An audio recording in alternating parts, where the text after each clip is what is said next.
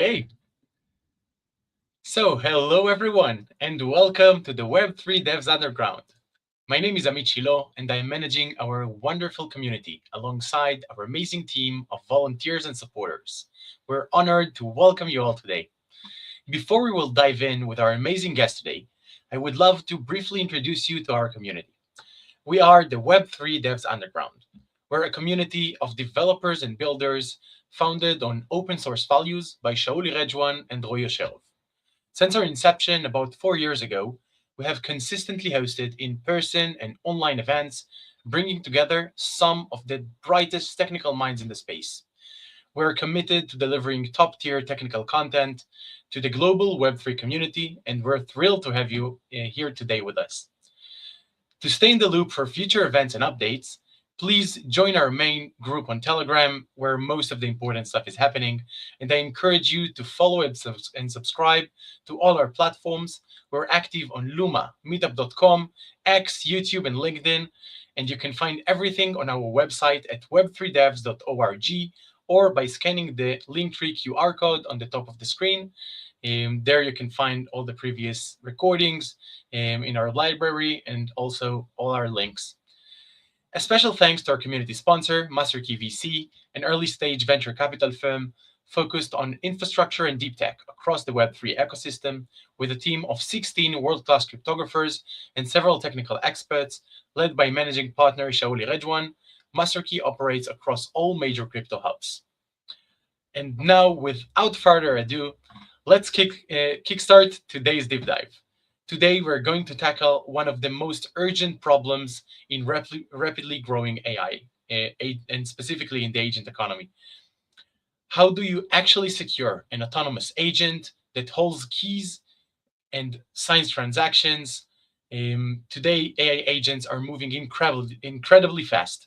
They are managing wallets, calling APIs, and executing on-chain actions, often without meaningful guardrails. The infrastructure to keep them safe is still being built today, and today we're and today's guest is one of the people that actually building this. We're incredibly lucky to be joined by Kevin Jones. Kevin is the DevRel engineer at Agent Node, the team behind the graph, and the founder of OneClaw. OneClaw is a security layer purpose-built for AI agents with a background, and Kevin, with his background in enterprise security at F5 Networks and a deep roots in Web3, he sits exactly in the intersection of AI automation and on-chain security. He's going to walk us through today what it actually means to build your AI agent with a leash, a wallet, and a safety belt before the execution. So let's bring our speaker up to the stage. Wait a second. Awesome. Hey, Kevin. It's great to see you, man. You're still on mute, so just a sec. Sorry about that. Thank you so much. It's so great to see you. Yeah, thanks so much for having me. That was a great intro, by the way. Great job. I hope I didn't mess up your intro, but I would love if you can do a short intro about yourself as well. So I didn't completely replace you in that. No, yeah, you did great. That was amazing. Yeah, so I can just do a brief intro too, just to kind of help people out. Yeah, I've been working in the Ethereum space for the past 7 years, primarily like supporting the Build Guild and going to a lot of ETH global hackathons and helping the community a lot. And I've been working in the graph ecosystem as well for the last 3 years. Very exciting stuff. And yeah, I'm an educator, content creator. Really, really excited about the future, especially now with AI. And so I've pivoted recently to try to focus more on AI. And yeah, I'm really excited to what I'm going to show you guys today. So it's really cool. Awesome. I'll try to be a smart student. No promises, but I'll do my best. You'll be amazing. Yeah, that was great. Awesome. Cool. So feel free to share your screen. Okay. I'll add to the stage. Let's do that. All right. I will share my screen here. So let's do that. Share screen. We'll do entire screen. Boom. And then let me know if you can see okay. Are you able to see that? Yeah. See that. And awesome. For cool. the audience joining us today, feel free to comment any questions that you have that you would like me to stop and try to ask Kevin during the event. This is supposed to be like a two-sided communication, so feel free to just like write whatever you would like us to touch or stop to explain more. And yeah, Kevin, the stage is yours, man. Awesome. Yeah, please feel free to ask questions. I want you guys to get the most out of this that you possibly can. We're going to talk a little bit about agentic security today. We're going to talk a little bit about cool open source tooling and kind of how you can build an agent quickly. I wanted to keep this kind of very, very, very easy for people to follow. And one of the nice things about some of the stuff that I've been working on is I've made everything as I'm building very automatable. In the future, like I'm very, very confident that AI agents are going to be doing a lot of the normal stuff that a human needs to do. And in order to do that, you need to be able to orchestrate tooling really, really easily in like single commands or like by passing like URL arguments. And so we're going to be talking about Scaffold Agent today. Excuse me.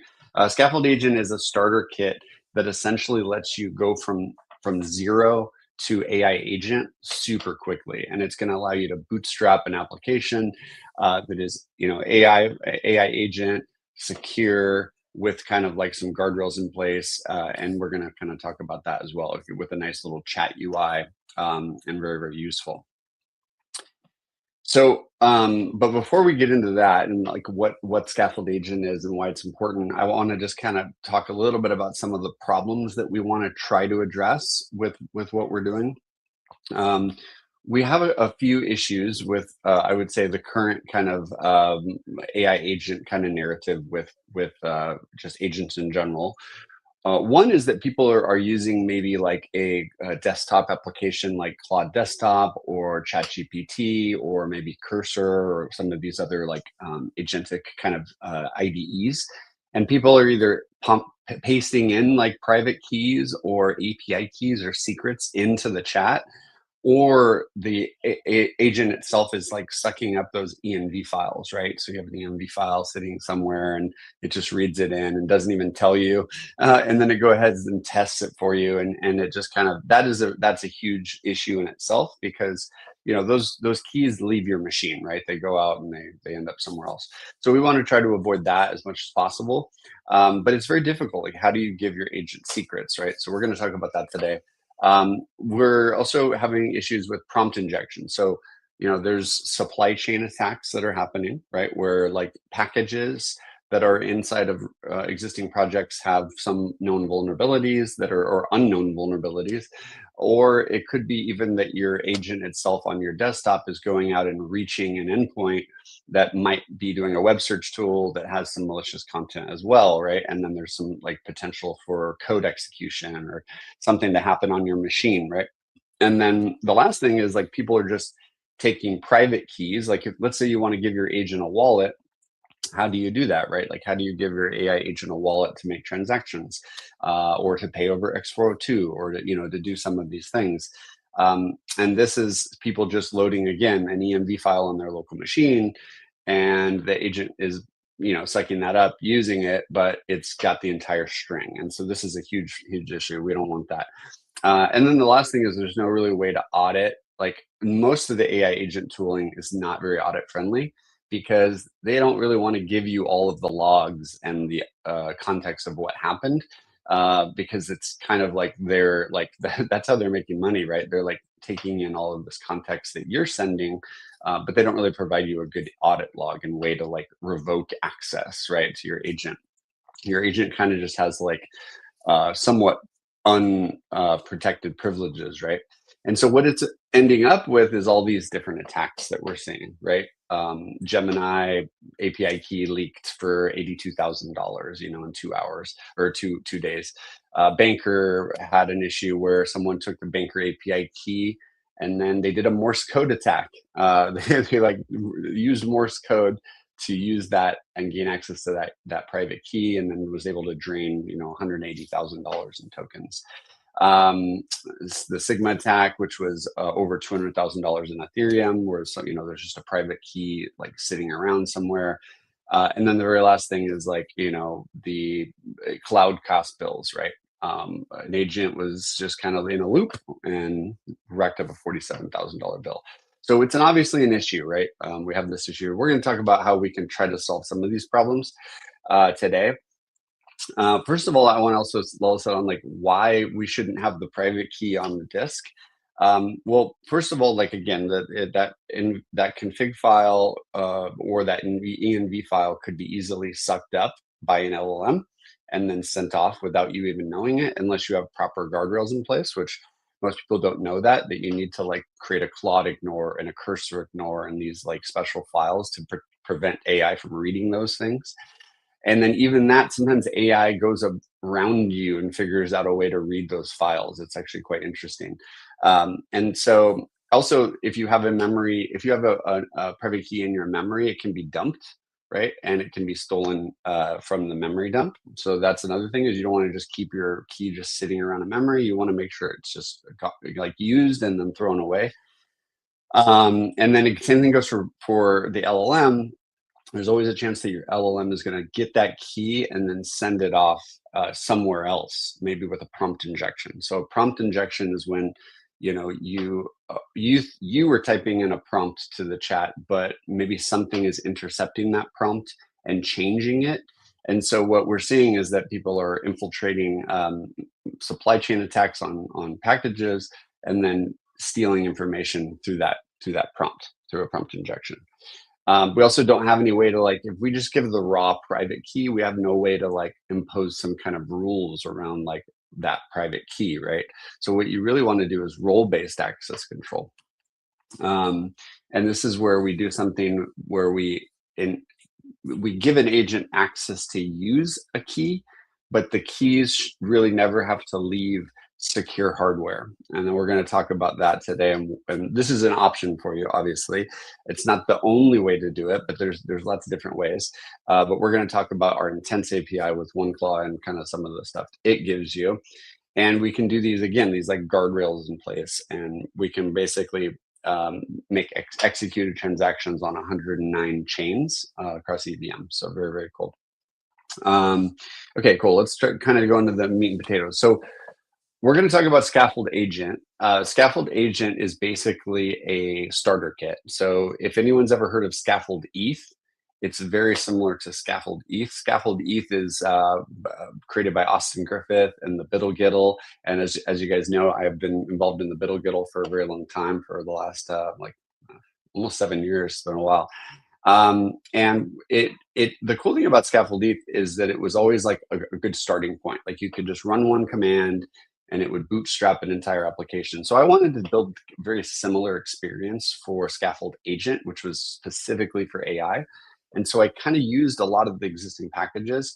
And the idea is that it's a project that is wired up with everything you need out of the box. And it's got it's a monorepo, so it's got a chain, and it's also got a front end, and it's got a just file. Just is similar to make, if anyone's ever used make before. It's got these very, very nice, easy commands that you can just type, like just deploy or just start or just chain will spin up a chain. So it's very easy commands that you can just type to like orchestrate, right? We also, out of the box, it comes with a lightweight kind of like blockchain tool on your machine. So you can use Foundry or Hardhat, and you can then deploy a smart contract for your AI agent. So your agent can have its own kind of chain, its own kind of state and stuff like that, and we'll show it off. And then we generate deployer keys, and we generate an agent key. So what that means is that you have a special account, a special wallet address for the deployer, and we have a special wallet address for the agent, because agents need wallets, right? Now agents need a way to pay for things and stuff like that. And then you can store your secrets either in an encrypted env file, or you can use OneClaw, which we'll talk about what OneClaw gives you and give you an option there.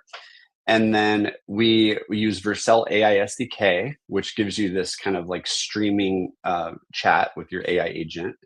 And we also use agent identities platforms, ERC 8004, so you can register your agent in like a way where it can be discovered by other AI agents. Like let's say you're building an AI agent that you want to make money with, right? You want to maybe make money with X402. You might have like a service that you expose, right? And so you would want to register that agent so that it can be found, right?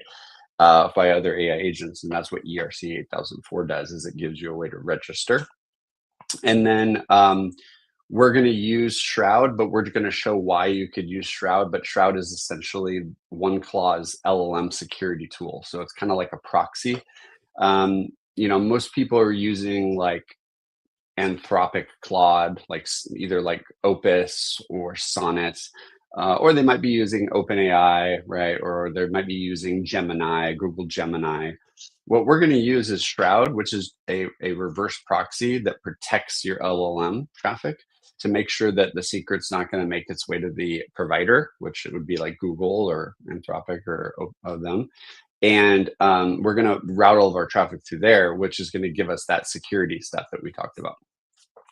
And then the other thing is we create, just like Scaffold ETH, smart contracts have this thing called an ABI, right? It's basically kind of like a map, right? So if anyone here is familiar with ABIs or not familiar with ABIs, you essentially have like in a smart contract, you have functions and you have variables and things like that.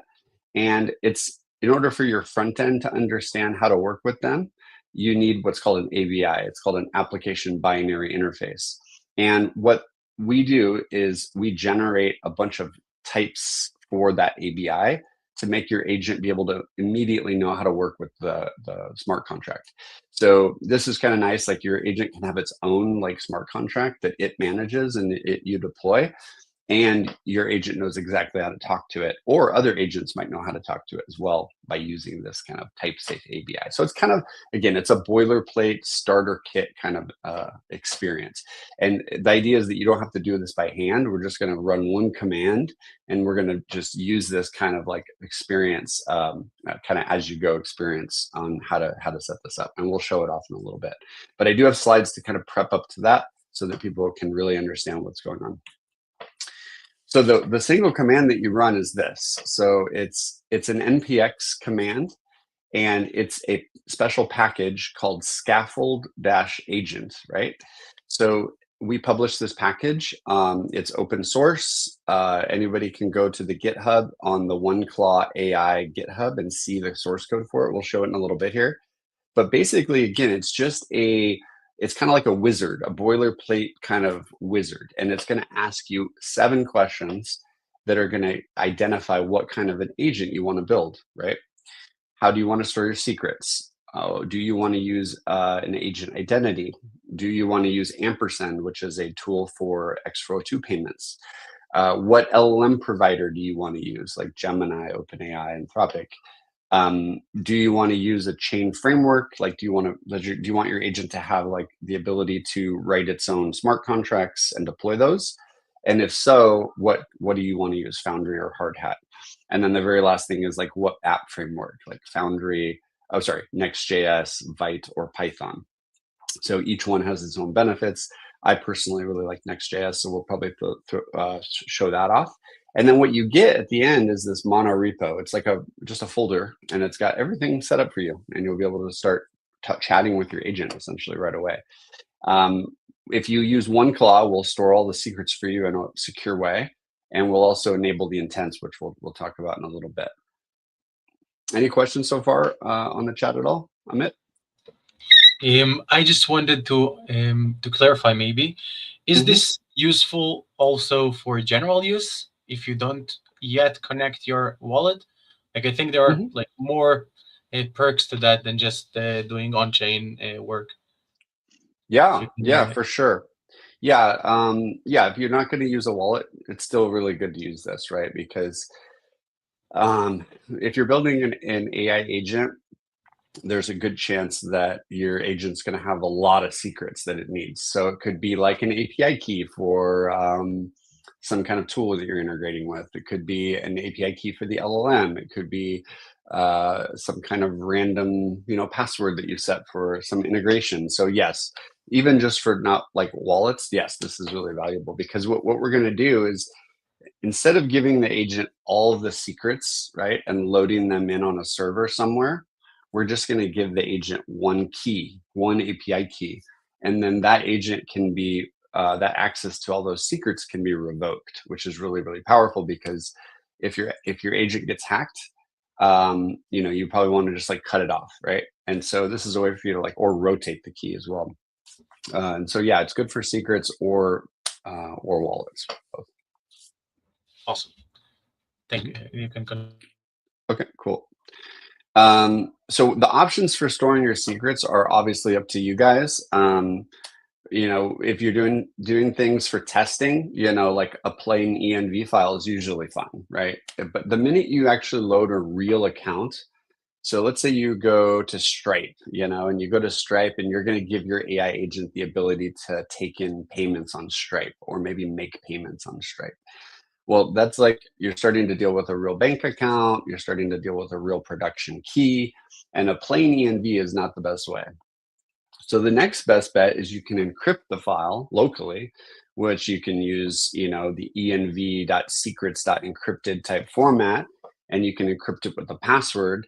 But that doesn't scale for if you want to ship your application to a production server, because that means someone at some point is always going to have to start up your server by typing in the key, right? So what we want to do is use OneClaw, which you don't need to do this, but this is just kind of a recommended way. And what OneClaw does is it stores the secrets inside of a hardware security module. So this is like what banks and military and like large corporations use for storing their secrets. If they don't want to store them on a thumb drive or somewhere in like the actual data center, they usually store them in an HSM.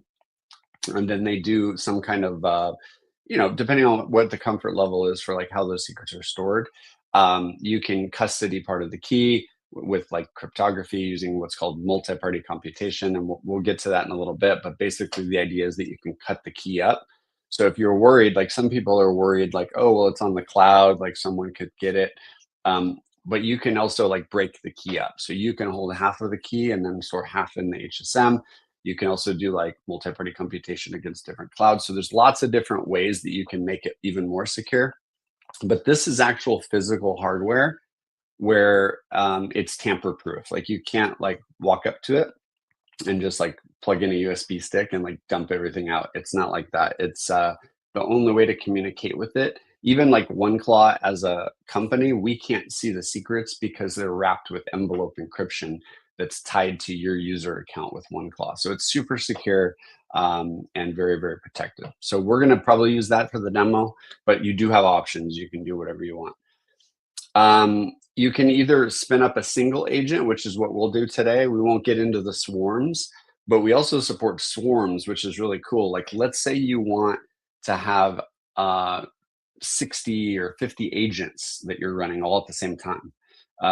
Scaffold Agent supports that. It has this -- swarm option, and it will spin up wallets for all of your agents, and they'll all have it. So let's maybe say you want to do like a DeFi agent, and you want them to do some buys on like maybe on a Uniswap or something like that, some swaps. You can have them kind of repetitively do stuff in this swarm mode. So it's really, really cool. It's lightly tested, so if you have issues, let me know. But it's open source, and we'll show the repo. But we're going to do just a single agent today.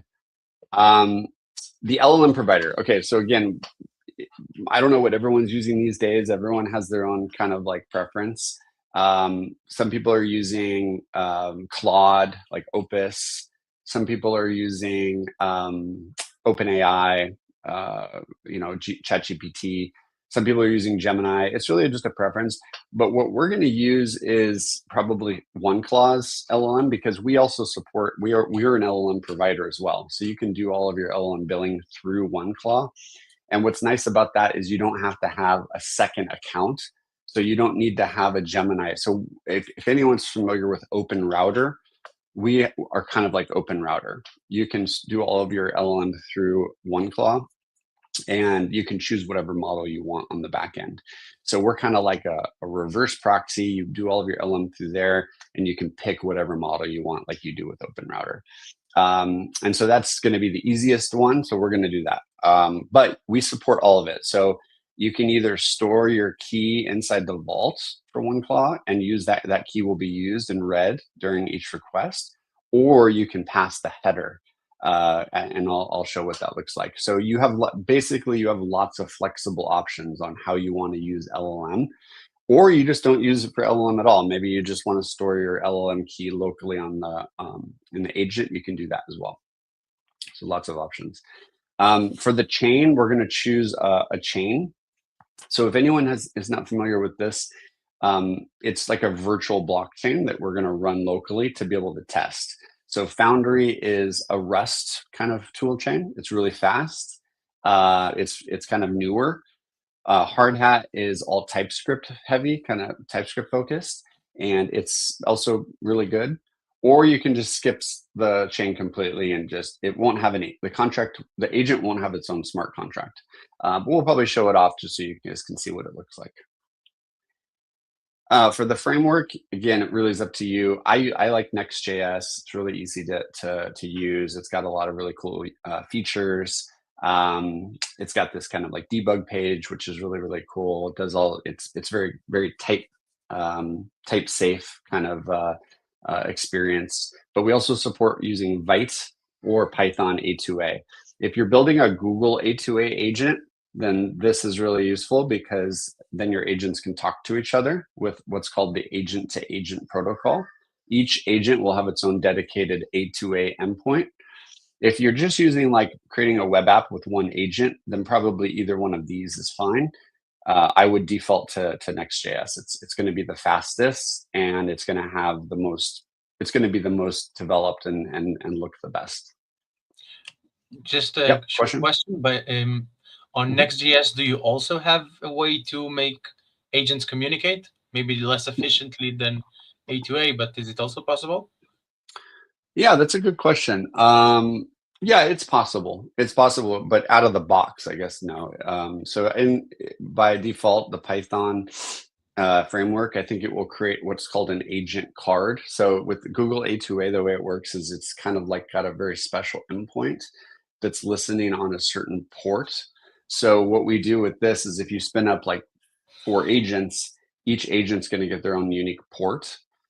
And so this is kind of default. In this scenario, Next.js only listens on one port. And so you would need to do like routing. So you would have to build it yourself, but it would be possible. Yes. Awesome. Thank you. Those are good questions. I love these questions. Yeah, we have some waiting from the audience, but I'll wait until you finish this. The next. Okay. Perfect. Yeah. So what do you get out of the box, right? After you've gone through and you've run this command, you get this. You get a root project. You get the just file, which is really useful with all the commands. You get a scripts folder with like some easy scripts to do things that are kind of useful. But then you get a packages folder with 2 packages, Foundry and Next.js, right? And Foundry is the chain. Next.js is the front end. You get the shad CDN, you get all the stuff, you get an env file. Sorry, my son just walked in the room.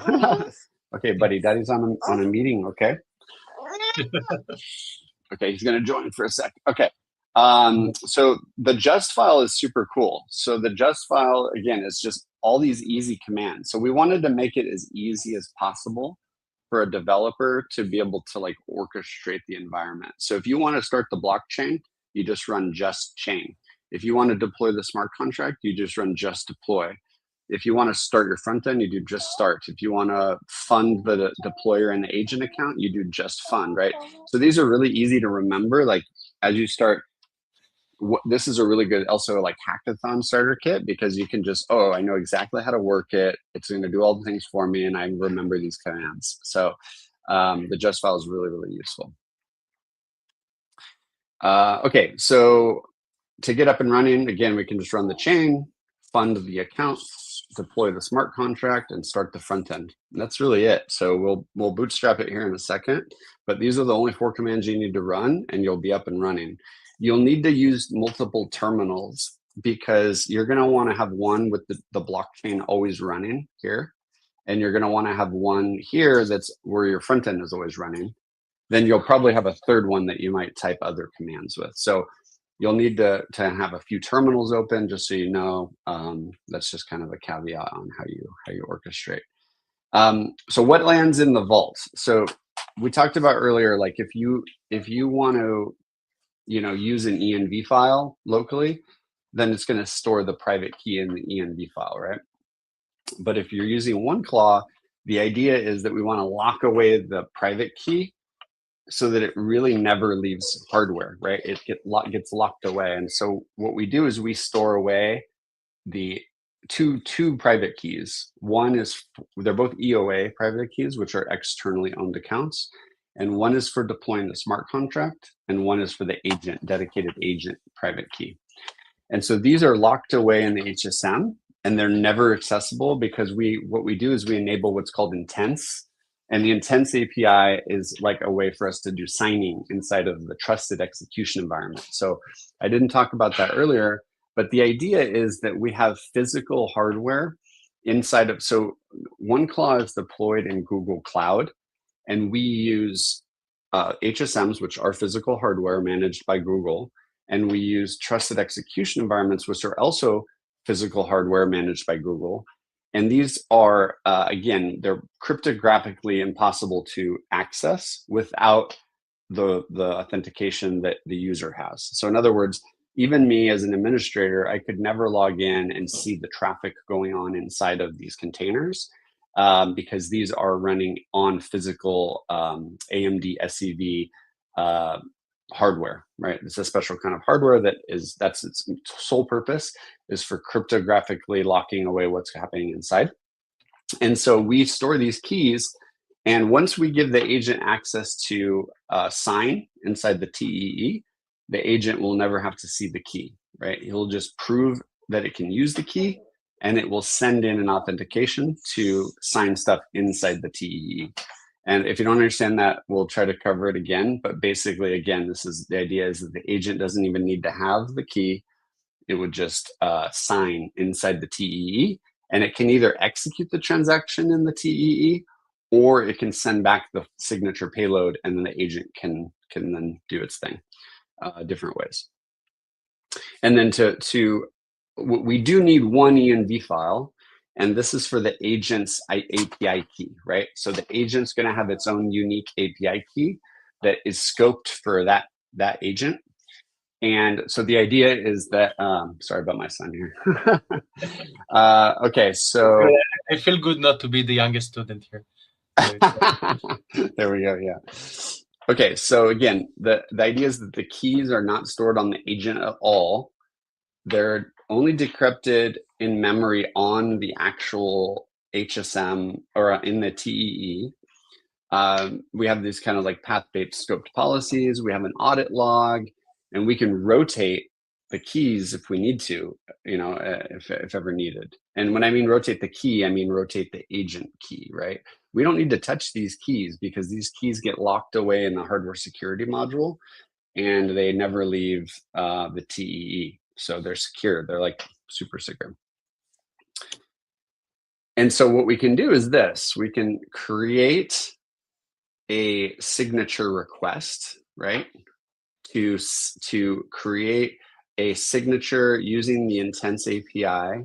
And we can basically, sorry, this is not a signature request. This is a policy that says, well, we're only going to allow this AI agent to send a transaction on base, and we're only going to allow them to send to these addresses, and we're only going to allow them to send 0.1 ETH in a transaction, and we're only going to allow them to send 1 ETH max per day, right?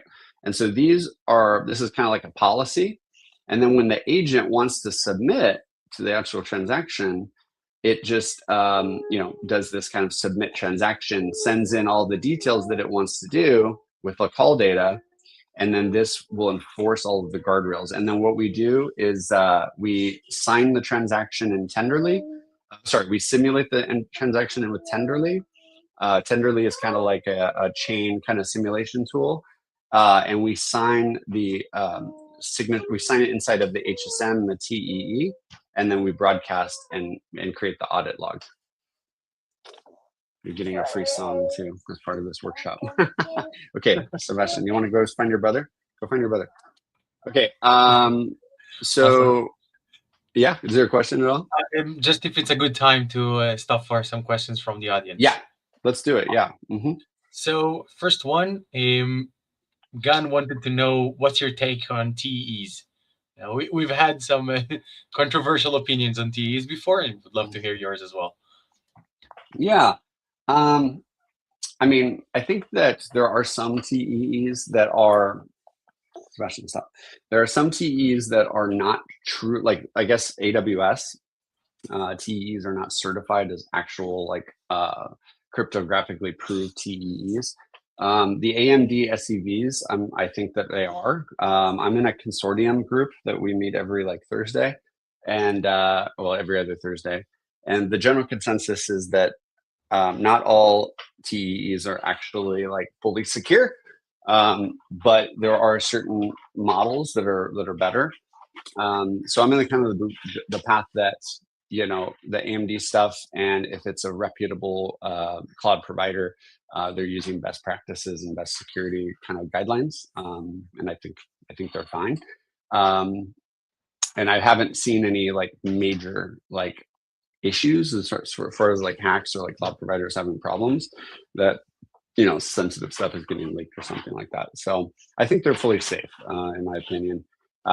Even the AWS ones, as even there's this kind of like debate about how safe those ones are compared to the AMDs, but I think it's fine. Awesome. And the second question is, what's Kevin's thoughts on Coinbase Agent Kit for EVM chains and scaffolding? Does he have a suggestion for multi-chain support, engage Solana, etc.? Yeah. The agent kit stuff is great. Huge fan of the agent kit. A huge fan of Base. Like they're just making some amazing stuff. They have their MCP server that they just released as well, which is really cool. Yeah, so I think for like multi-chain stuff, right now that's the go-to would be like Base Agent Kit. There's some other, like Privy, I think also might be toying around with some Solana stuff. I will tell you that we are going to be adding Solana support soon to OneClaw, which essentially should put us on par with like Coinbase Agent Kit. We also have embedded wallets, and we are going to be adding smart account wallets as well, hopefully here soon.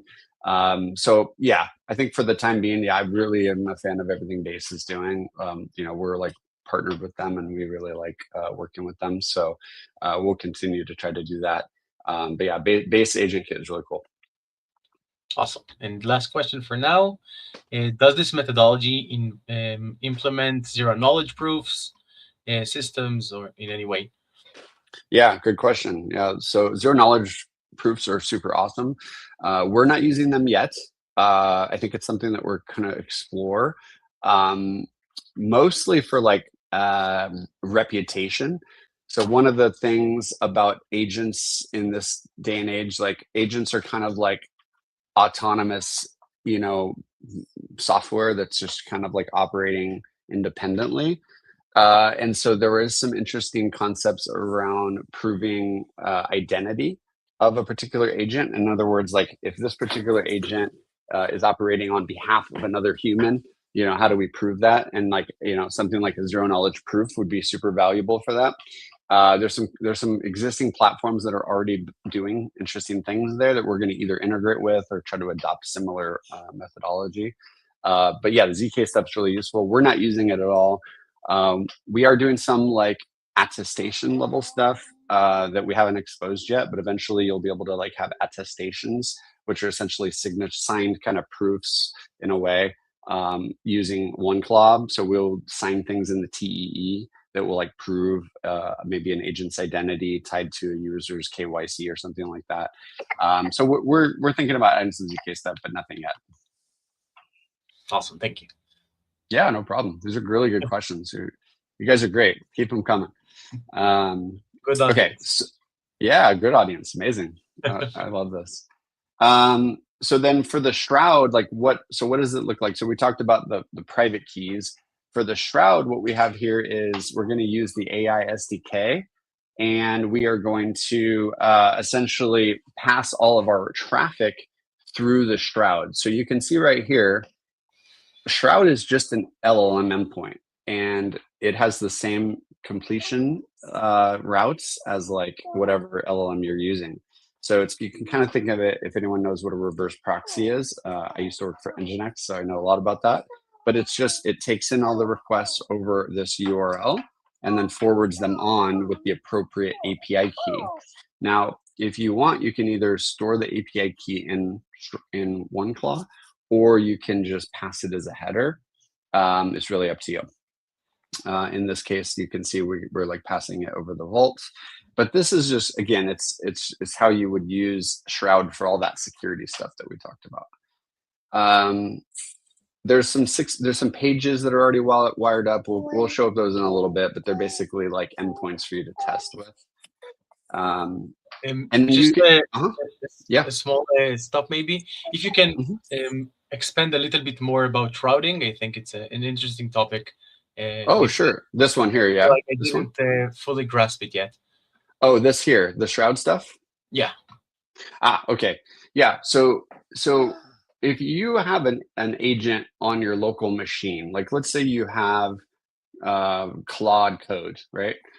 Your Claude code or Claude desktop is talking with api.anthropic.com, right?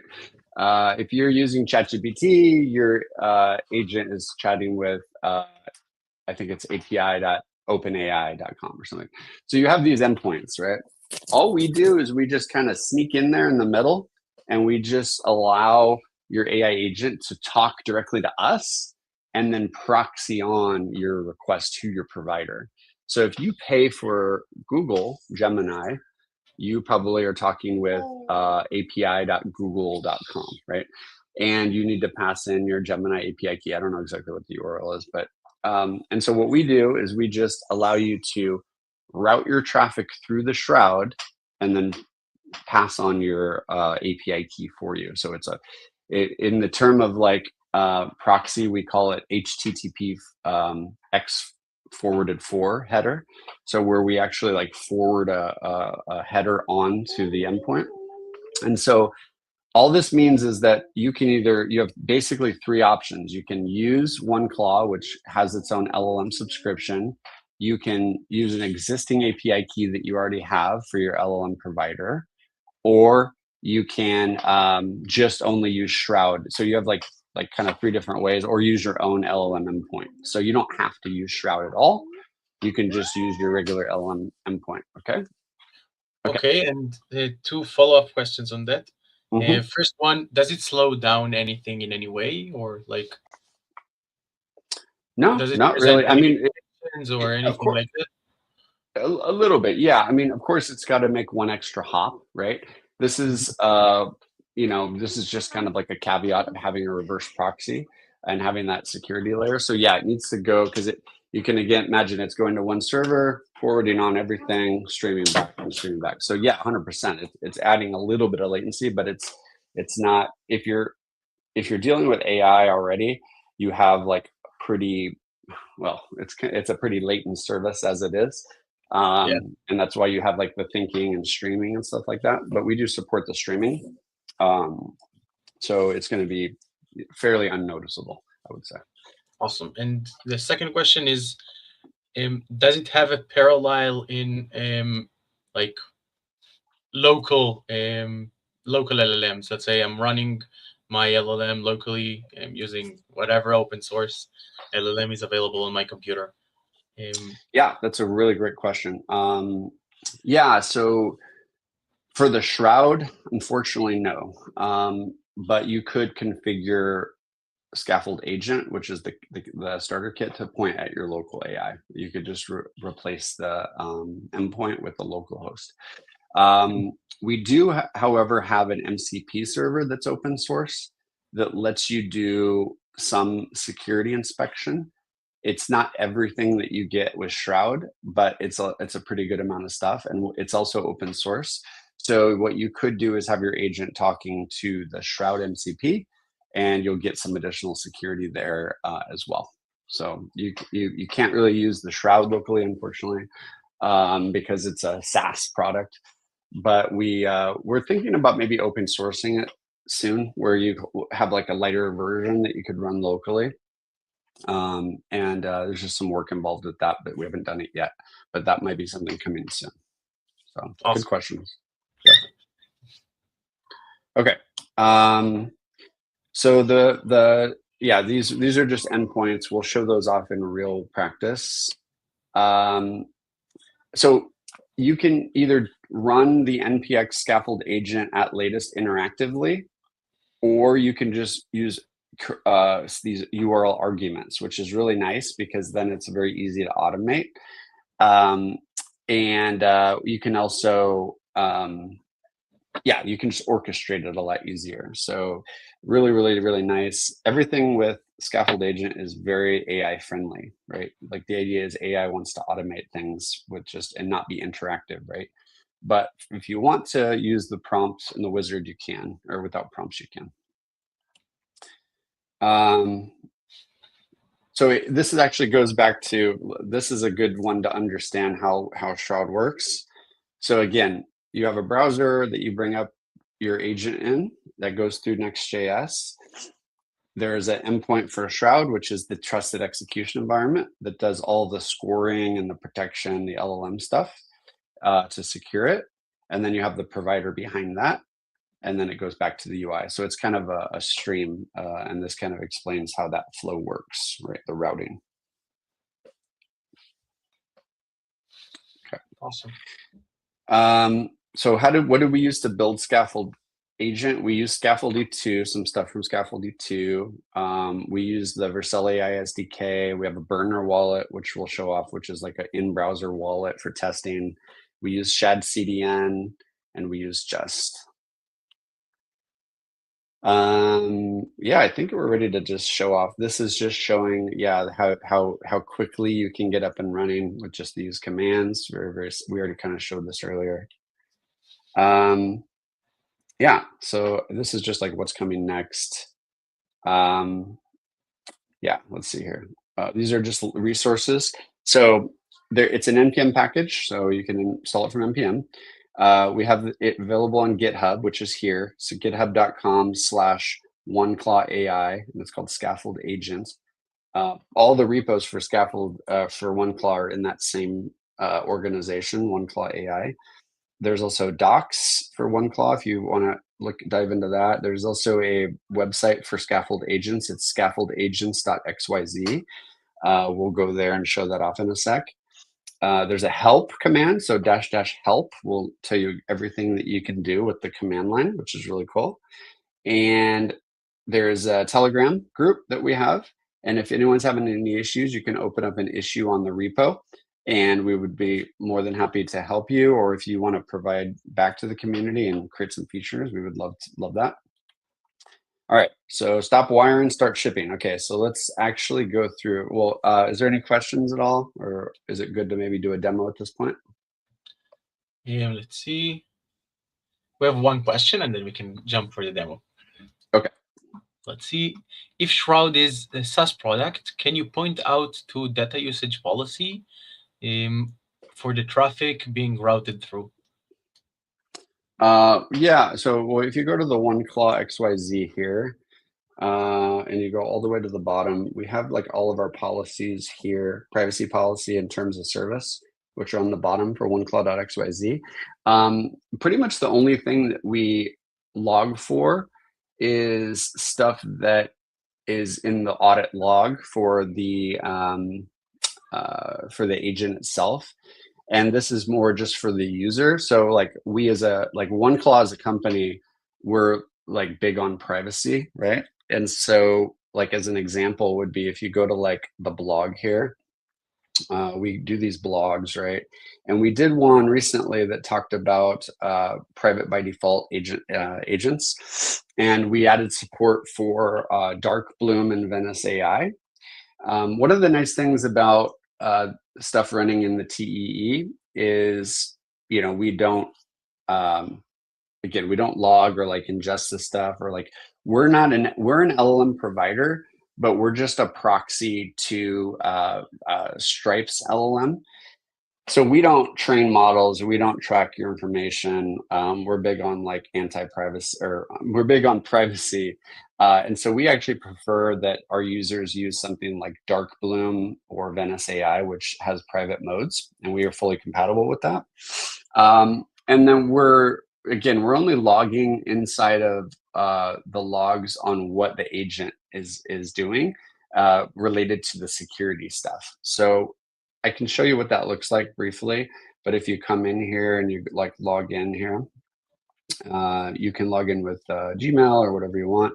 But if we look at like a particular agent inside here, here's a midnight agent. We basically do logging for like all of the agent's activity, which is just for the user. So us as a company, we don't really like use this data other than just to kind of inform the user. And you can kind of see like like let's say your agent does get prompt injected or code injected, right? You're going to see this kind of like issue show up here, and then you'll be able to kind of like look into there. But we don't actually log the LLM request itself. We just log the issue that happened and what exactly happened in that scenario. Hopefully that answers the question. I think so. Or and if not, let us know in the comments. And one more question. I think you touched it before, but if you can maybe expand a little bit more about how it actually works. They asked, how do you restrict the AI from actually knowing your API keys and credentials? Yeah, we kind of touched on it. So essentially what we do is one claw is stores all of the private keys in a hardware security module, and we also support multi-party computation. So what that means is that we store, actually maybe I have a slide that might explain this a little bit better. Let me just find it real quick here, just so we have it. Sure. There's a better slide that maybe talks exactly about how that works. Okay, so I just want to show this slide because this makes sense. So first of all, what we do, we use a hardware security module, which is a physical hardware in Google Cloud. We allow the key, access to that key, to be accessed either just with the HSM, right, by default, or we allow split custody. So what that means is multi-party computation. So what that means is we can cut the key in pieces, right? And we can store half of it in the HSM, and we can give half of it back to the agent. So that's called a 2 of 2 XOR split, right? And so you need to comprise both those keys, right? It's kind of like if you had like a double-sided key, you would need to put it together and then open the lock with that. But how will it actually look when I'm talking to, let's say, Claude or Gemini? I'm sending it a request, and I'm not, let's say, security aware in any way, and they've sent him the API key to another server, another service. They asked him to do something. Like how, like who is recognizing this is an API key for that, and I need to shroud this specific lines or credentials? Yeah, for sure. So it's basically these two slides. So this is creating a policy. We can create a policy for an agent. So let me kind of rewind a little bit. So OneClaw has it has two APIs. It has a human API and it has an agent API. Okay. So as a human, you're like storing your private keys or API keys or whatever with this particular human key. Then you're creating an agent and you're creating a vault, storing the keys, and then you're creating a policy. So you're kind of like managing an agent, right? And you do that either through the UI or you use the API. The agent then has its own API key, right? And depending on what policy that you create, like this, where we say, okay, well, this particular agent named DeFi-bot has to use the intent, so it can't see the private key. It can only use the private key and sign, and it has to do it with these guardrails in place, right? So when that agent needs to make the transaction, it doesn't actually sign anything. All it does is it goes out to the API and proves that it can use the key and gets back what's called a JSON web token. So the agent has an API key, it authenticates, gets back a JSON web token that basically proves what kind of guardrails that it has in place. So it can say like, okay, well, I'm allowed to execute this transaction inside the TEE. So then the agent submits this intent, right, with the chain to the value and the data, the call data, and the agent sends it into the TEE, not with a signature with a wallet, just with the JSON web token. And then the signing happens inside the trusted execution environment. So it's physical hardware, and it gets signed inside that TEE, right? Okay. And it can either be broadcasted inside the TEE, or it can be sent back to the agent as a payload that it can then send with its own RPC. Does that make sense? Yeah, much more. Thank you. By the way, your video just disappeared. Oh, really? I can see the screen, but not you anymore. Oh, maybe my camera died. Let me switch cameras.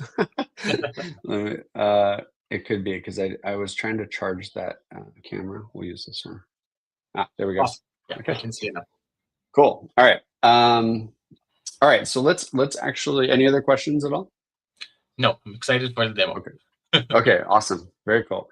So yeah, let's actually do it now. So what we're gonna do is we're gonna go to scaffoldagent.xyz, and we're gonna grab this command, right? Just copy it. And there's some like instructions here. It's basically a lot of the stuff that we already talked about here today, but we're gonna run this command. Okay, let me zoom in here a little bit. Can you see my screen okay? Yeah. Okay, so we're gonna run npx scaffold-agent at latest. And it's gonna ask us if we wanna install this package. You'll say yes.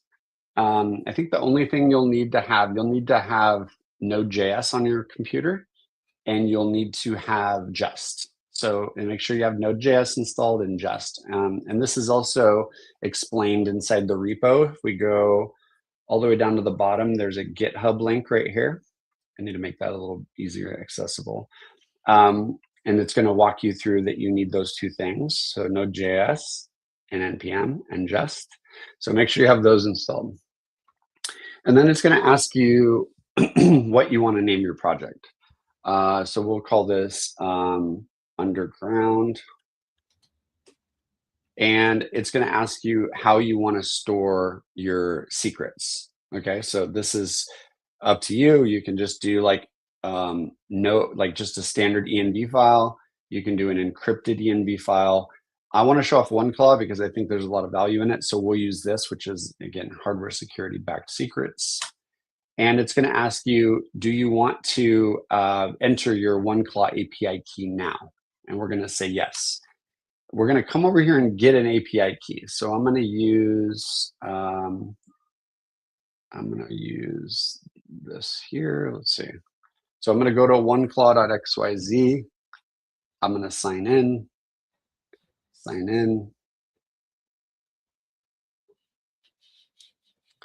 And now this is basically what we see with OneClaw. It's basically it's a lot of different things you can do with OneClaw, but all we need to do is get an API key. So you can see right here, there's API keys. We can click that, and we can generate an API key. You also can look through your agents. I'm going to delete a couple. I'm just going to delete one agent because there's a limitation. You can only have 2 agents for free, and I'm using a free account here. So let me delete this other agent just so we don't have any issues with space. But inside of OneClaw, there's a concept of an agent, right? And there's a concept of a vault. We talked a little bit about that. We're going to dynamically create this stuff with the scaffold agent kit. So all we need is the API key. Okay, so we're going to come here, go new API key, and we're going to call it Underground. This, And you can create like special rules for the key, but we're just going to do full access, never expires, and hit create key. So we're going to get back a key. I'm going to copy it to my clipboard, right? And I'm going to come over here and paste it in. Normally you wouldn't show that on screen, by the way, but we're going to rotate that key in a sec anyway, so it doesn't matter. Okay. The And corresponding keys we will get through another service is the like the Gemini one or the Cloud one in the same place, I guess. yeah, exactly. So the the benefit to using OneClaw is that we can put in all of your secrets through this wizard, and they'll all get stored in OneClaw. So you won't need to have them sitting around on your disk. They'll be stored in a secure way. Awesome. Now, we need to store at least one private key, though, on the local machine, because the agent's going to need its own API key. But it's not going to be a private key. It's not going to be an API key for the LLM. It's not going to be a Stripe key. It's just going to be a scoped access key. So we want to password protect that. So this is the one thing that people don't usually realize is even if you're storing one key, you should put a password on it. So we're going to put a password here and confirm it. Okay. And then, so that's going to store that just one key locally. And then now we're going to generate a agent identity. So with OneClaw, what's really cool about OneClaw is we create an identity for every agent. We create a signing key, a messaging key, and we can also create wallet keys for different chains, which I'll show in a sec here, but which is really cool. So we can generate an account identity for the agent, and we say yes. And then it's going to ask us if we want to install ampersand. So I'm not, maybe I come on another time and talk about ampersand, but ampersand is a tool for like X402 payment stuff. And it's really useful if you want to make X402 payments, which is a cool protocol, but we're going to say no to that right now. It's going to ask us what LLM provider we want to use. So again, if you want to use Gemini or OpenAI or Anthropic, you can choose those. I'm going to use Shroud OneClaw because I want to show how powerful it is. And we're going to use Shroud as the LLM provider and as the billing as well. So we're going to choose Shroud. And if we wanted to bring our own key, we could. It's going to ask us what model we want to use. So Shroud is not a model, it's just an endpoint. So we can use any one we want. I really like Gemini, so I'm going to use Gemini. This one here, Gemini. And from curiosity, what's Gemini alias? Oh, I think it's older version of the LLM. For some reason, it has that old. Yeah, I think it might be like 2.0 or something, Flash or something. I'm not sure. I need to fix that. That could be a bug. Yeah, no worries. And then do we want to provide our own key? So we could just bring our own like Gemini key, and it's going to store it in the API keys in the vault. So API-keys / whatever, but we're just going to use OneClaw. Now, if you come to OneClaw and you go to billing here, you can see here, like OneClaw is free, by the way. It's free for like storing up to 1,000 requests and vaults and agents is free. But if you want to do your billing for your LLM through here, you need to add a credit card. So it's through Stripe. And so you can see here, I have it active. I've already enabled it. You can just bring your own API key if you want, but if you want to use OneClaw as the LLM provider, you need to add Stripe there. So I'm going to use that just because it's simple for the demo. As you can see, I'm not going to have to go, now I don't have to go like dig up a key, from somewhere. I can just use OneClaw. And then the chain. So we're going to show it off so you guys can see what it looks like, but we'll use Foundry. It doesn't really matter which one you choose. If you're not familiar with Foundry versus Hardhat, it doesn't really matter. I would just use Foundry because it's the newest one and it's pretty fast. We're going to use Next.js just because I like Next.js, but here's where you would choose like Vite or Python. And then the very last one is pretty important. This is, do you want to enable the transaction signing in the TEE with the Intents API? So we're going to say yes, because we want to like give our agent a wallet, but we don't want them to ever see the wallet, right? And that's it. So now it's going to bootstrap the entire application. You can see here that it created some wallets. It created a deployer wallet, an agent wallet. It stored the private keys inside of the OneClaw, right? It created an env that was encrypted. So it actually creates two. It creates one for non-secrets, which is a .env file, which is actually what .envs were supposed to be used for. But then it also creates an encrypted one just for that one password or the one API key that we need. And it's installing all the packages right now. So that will just take just a second. And once it's done, we'll be up and running. While we're waiting for it, we're going to open up some other windows, because remember we talked about you need a couple terminals open. So after you run through that wizard, it's going to take just a second to like install those packages, right? So what we can do is just split up the screen. So I'm going to split up the screen like this.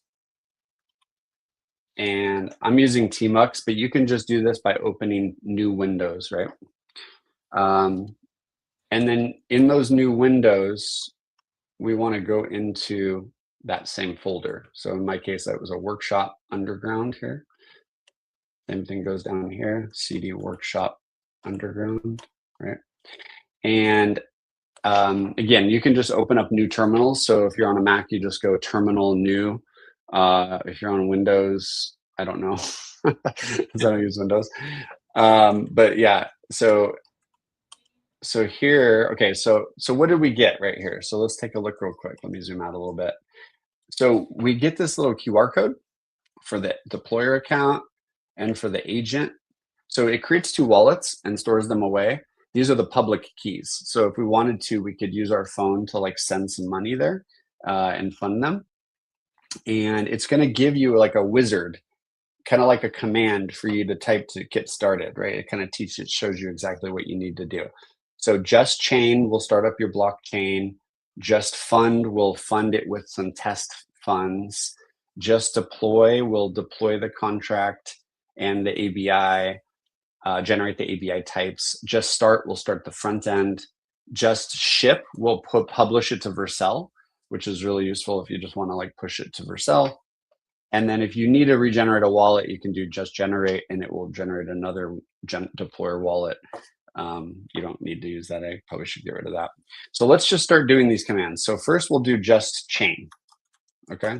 Oh, and by the way, before we do that, actually, let's go back to OneClaw and we'll see that it created the agent here. It created underground agent, right? And it created an underground vault. And if we click the vault, we can see the secrets are in there, right? These are the two private keys. And the agent never even has to like see them. You're just going to be able to use them inside the TEE because it's configured here with the Intents API, okay? So let's go back real quick and just start this up. So again, we want to start up a blockchain locally with just chain. And that's going to be really fast. You can see it's listing on 8545. Then we're going to come to the second window here, and we're going to do a just fund. So now that we have the chain running, you can see here what we did is we just deployed some funds from the chain to the local, to the two addresses. So we gave some to, well, mostly to the deployer, actually, I think. We deployed some funds so that we can deploy the smart contract. So by default, that that deployer account that we create, it doesn't have any funds on it. So we need to fund that. So we did just fund, and then it would kind of like airdrop some funds for us to toy around with. Now we can just run just deploy. And it's going to ask us for that password. So earlier when you need one API key to unlock the private key. So we're going to do a password here. There we go. Okay, so that was successful. And it was deployed. So we got the smart contract was deployed here.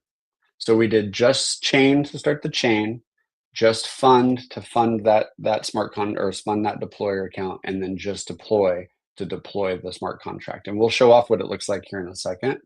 And then the very last part is just start. Same thing, it wants the password, so we need to put our password in.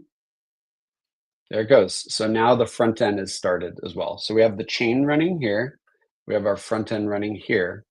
And now we can go to this website and look and see what it looks like. Okay, so let's go there.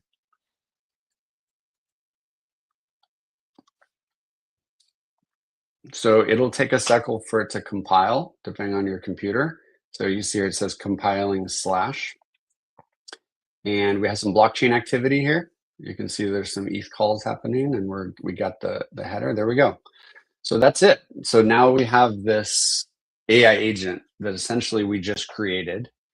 And it's a very basic kind of chat interface, and we can chat with it. So we can ask any question. So we can say like, what is pi to 10 decimal places?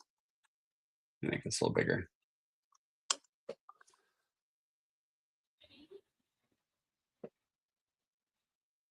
There it goes. So it kind of is, again, it's a very basic kind of agent, but it's great starting point, especially for like a hackathon where you're just like kind of innovating and you want to start like making changes from here. It's just a good starting point because we have our private key. And by the way, the agent has a private key, right?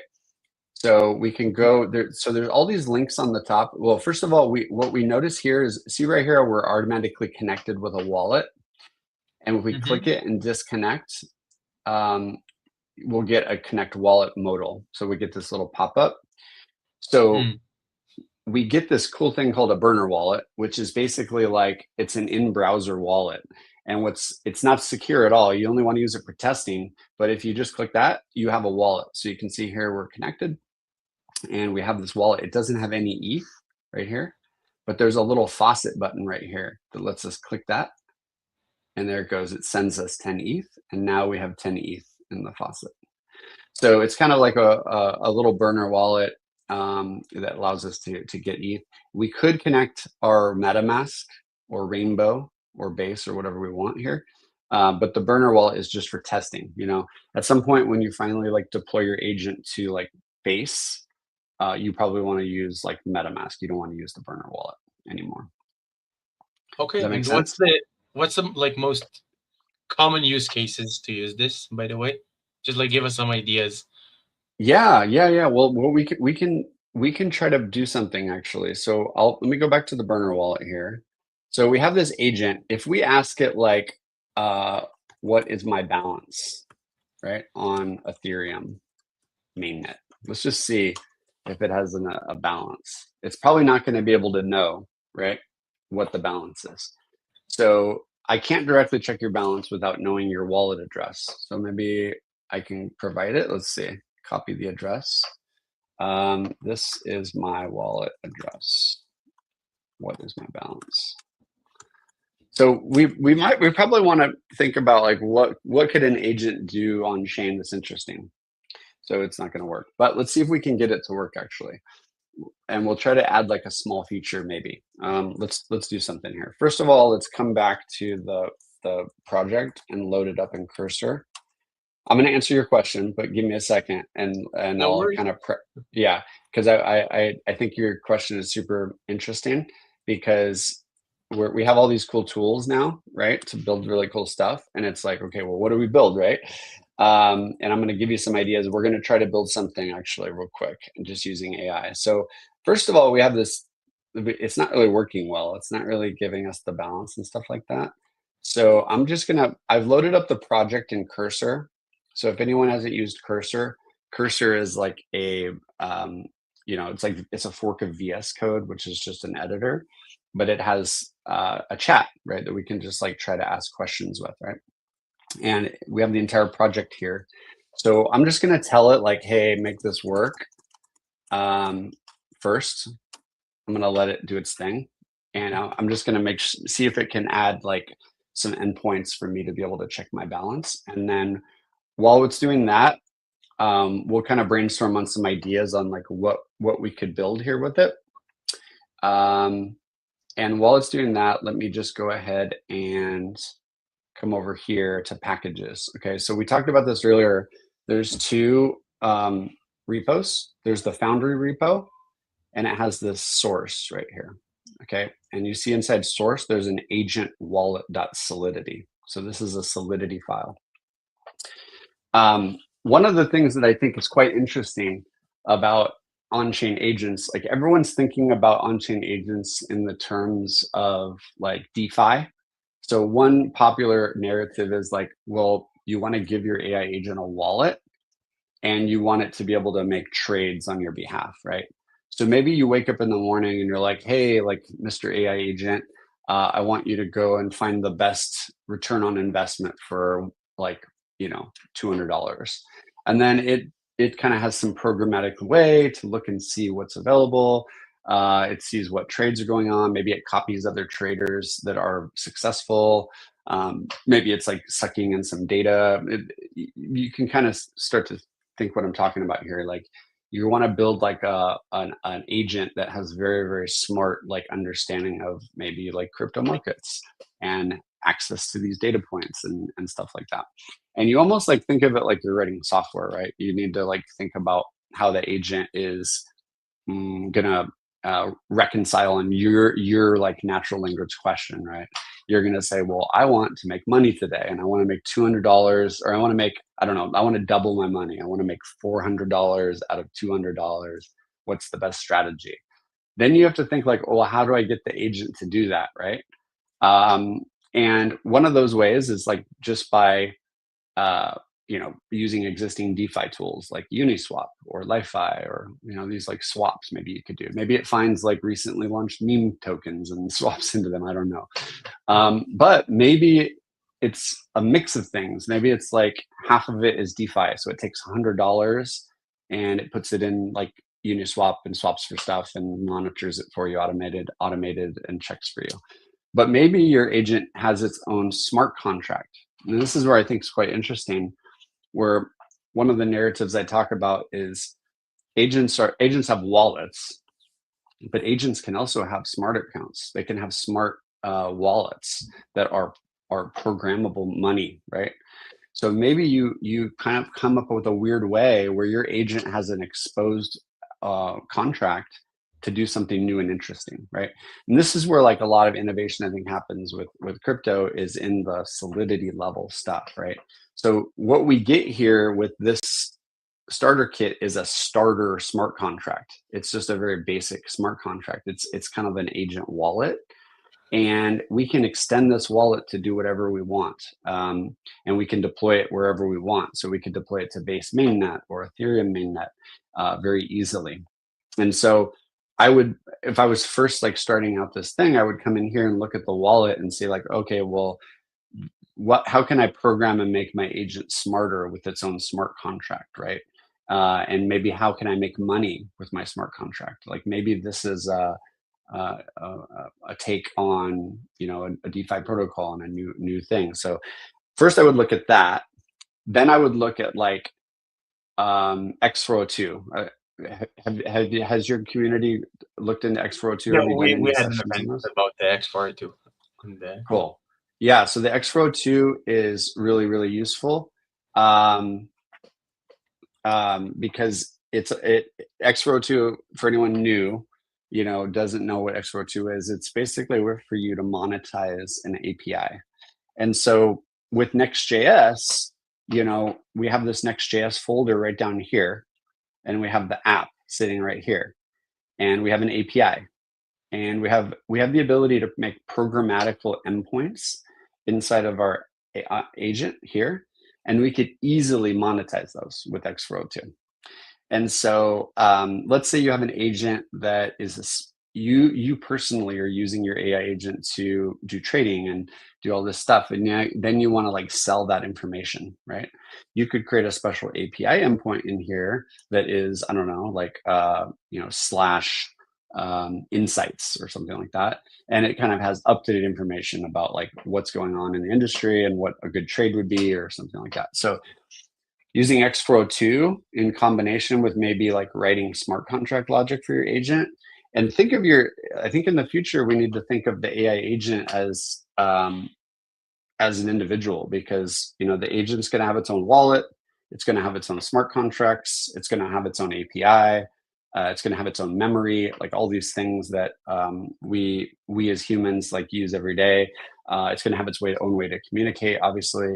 It's going to have its own voice. It's going to have its own image. It's going to have its own organism, like acting organism. It sounds so Actual weird to identity. think. Yeah, that's cool. Huh? Yeah. It's actual an identity for agents. It's cool. Yeah. Yeah. I had an idea. I'm not sure if maybe it's a bit too much, but Mm-hmm.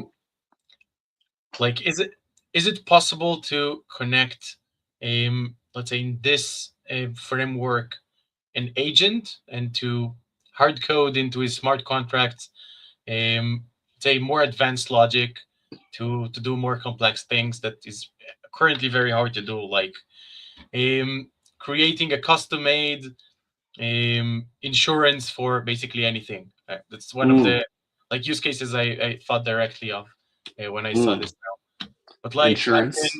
give I don't know, give an agent, I don't know, $100, let's say, and tell him to give those $100 to the person who was insured by basically anything, and Mm-hmm. he will have the logic to decide if this person deserves 100% compensation or maybe less. Mm. Um, but that way I can kind of do it for more people, but maybe that's the problem of connecting many people to this one agent. So Yeah, that's an interesting one. just brainstorming That's with you live, but like, is it, let's try it out. Let's try it out. So I want to turn this agent into an insurance broker, with depositing some ETH for coverage, and allowing people to purchase coverage via the smart contracts. Let's see what it can do. I mean, it's pretty yeah, cool. And then we can also make sure the UI is fancy as well. Let's see nice. if it works. So this is a cool idea. So like, so what I think what we said is like, okay, well, let's use this like wallet infrastructure to basically. Thank you. Yes, my son walked in. We're going to use this wallet as kind of like a way to do monetization of insurance. So we'll have like a special insurance kind of offering here, and then yeah, people will be able to like probably submit claims. The question is like how we make it so the AI automatically decides. That might be a little trickier, but let's see if we can at least create the smart contract first. And then while it's doing that, let me just show off the UI. So we already talked about this faucet here, but there's also this balances endpoint, which is going to tell us what our balances are on each of the wallets. So again, the agent has a wallet, which is locked away inside of OneClaw. That's this one. The wallet that we're connected with is here inside the browser. That's this one. And then the deployer is also not shown here, but that's the one that we use to deploy the smart contract. That one's locked away in OneClaw as well. So we can check the balances. We can also, this is just kind of like a suggestion. This is the ENS endpoint. And if anyone's not familiar with ENS, it's Ethereum name service, which allows you to like give it your agent kind of a name. We're going to add more stuff here, I think, in the future. Right now, it's kind of very basic, but it just kind of urges you to like register an ENS name for your agent. And then also we can have a direct link to the identity page here, which allows us to register the agent with ERC 8004. For anyone who doesn't know what ERC 8004 is, I briefly touched on it earlier, but you can think of it like a public registry of your agent, like what ports it listens on, what services it has available, what its name is, and then you use that to kind of like build some reputation, right? So the minute you deploy your agent to a public network like Base or Base mainnet or Ethereum mainnet, you probably want to register it if you want to make other people aware that it's available. And this is how you do it with this kind of like thing. You can just come here and register on chain, and it will help you do that. We're on local host, so it won't let us do it. But if we were on a special chain, we would be able to do that. That's supported. That's cool. Yeah, really cool. It's kind of like, you can think of it like a passport. You know, you need to register to be able to travel. You need that for that. This one is the swarm stuff. We won't really show that because we're only using one agent. The last one's the debug tab. The debug tab is kind of cool. It's going to allow us to check what chain we're on. I don't know why this is giving an error, but anyways, this is the wallet and the agent.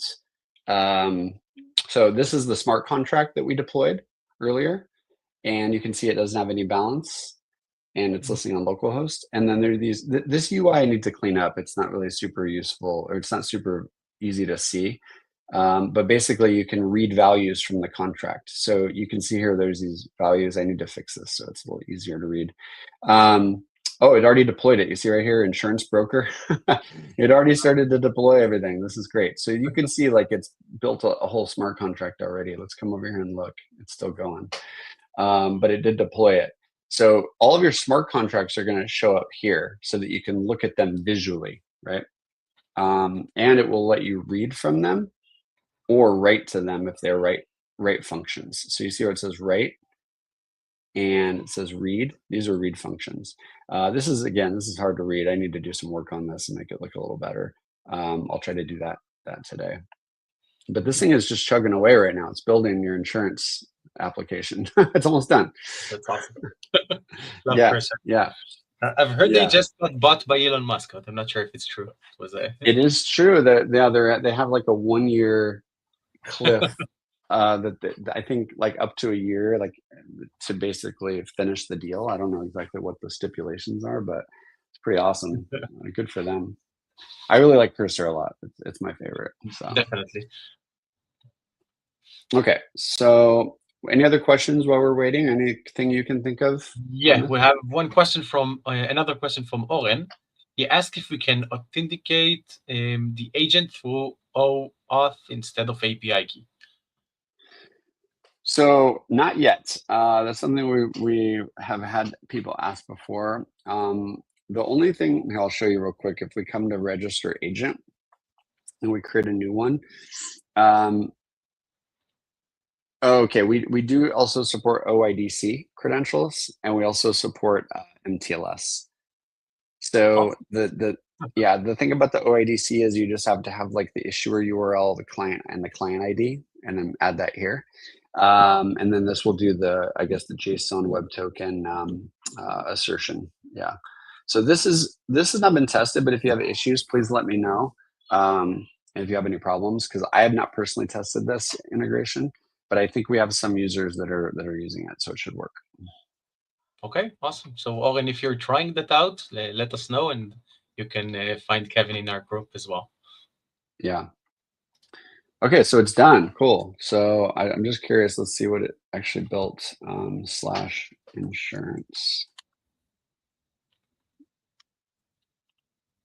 Nice on-chain coverage. So it kind of built out like a new smart contract here, which is like insurance broker, policies, policy types. So you can see how easy it was to kind of just use AI to like use Scaffold Agent as this kind of starter kit, and it kind of like went wild here. 229 lines of code, and it deployed it, and it's working and available. So then maybe the next question is like, how can I test this with my AI agent? Let's see.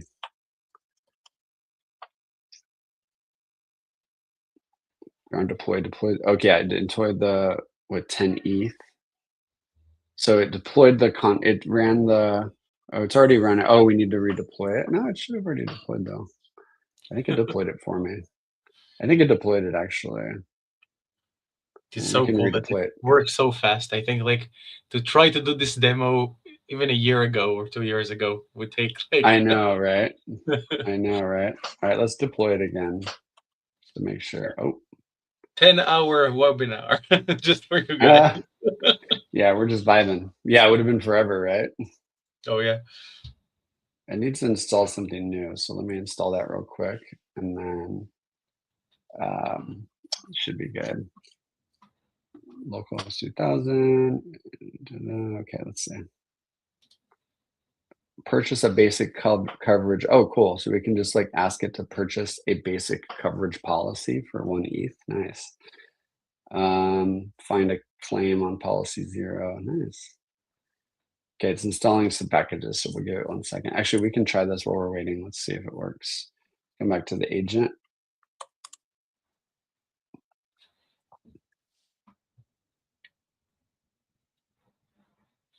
Come on. Let me restart everything real quick just to make sure.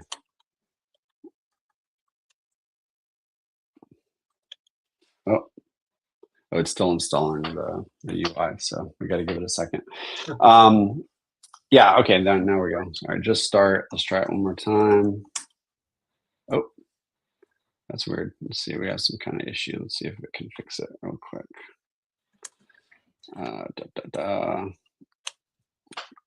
So it looks like it might have added some kind of weird thing. Oh.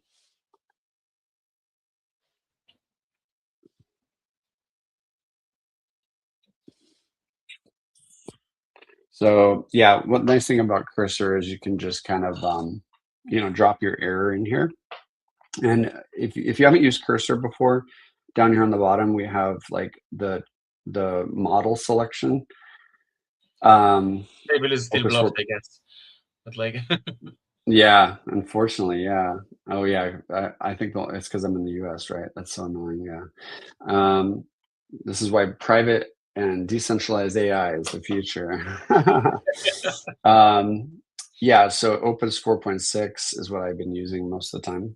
And it usually is pretty good. Like if you want to save a little more money, like Sonnet is also pretty good.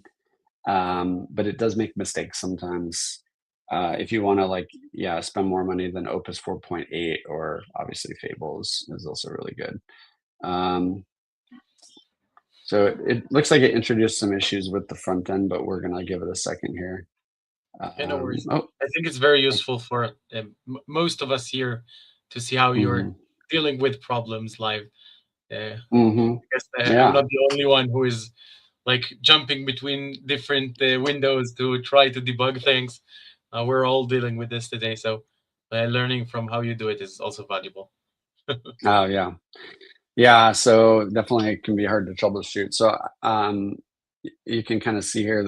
It's good to like keep it. This is not the reason I like Cursor, is because we can really keep an eye on what's going on and what it's telling us, and you'll start to be able to read and see like things as you start to, in this case it's trying to use a different version of Node version manager, Node.js with NVM, and it's failing, so it's quite interesting. Let's see if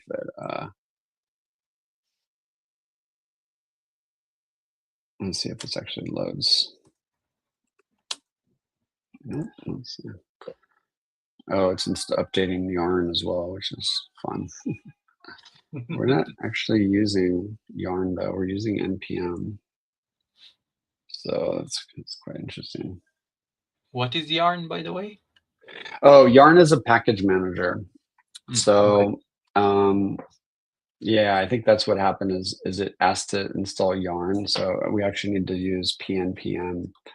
I think we're using pnpm. Let's see. Yeah, I think we're using PM. So that might have been my bad. I think I might have should have used the bug. So Yarn's a package manager. Scaffold ETH uses it, and so it's a kind of habit for me to like check Yarn install. There we go. Now it works. Okay, so now let's go back here and see. Okay, ready everyone? Yeah, we're ready. Oh no, it crashed again. What the heck? Oh no. It is how it is to build. Yeah, so I'm just gonna tell it we're using pnpm to make sure that it's not trying to use Yarn still. I feel like it's trying to.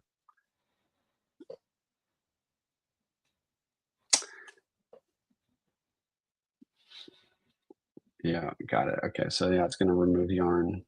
That's good. So yeah, PNPM is a little bit faster. So I usually recommend, PNPM. Some people like Bun as well. That's another one that's really good. It's pretty fast. Yarn is kind of slow and buggy.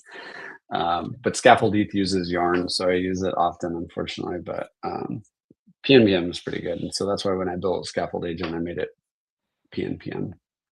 Nice. In the meantime, while we were waiting, if you want to tell us a little bit about what tools you're using today to make your life as a builder easier.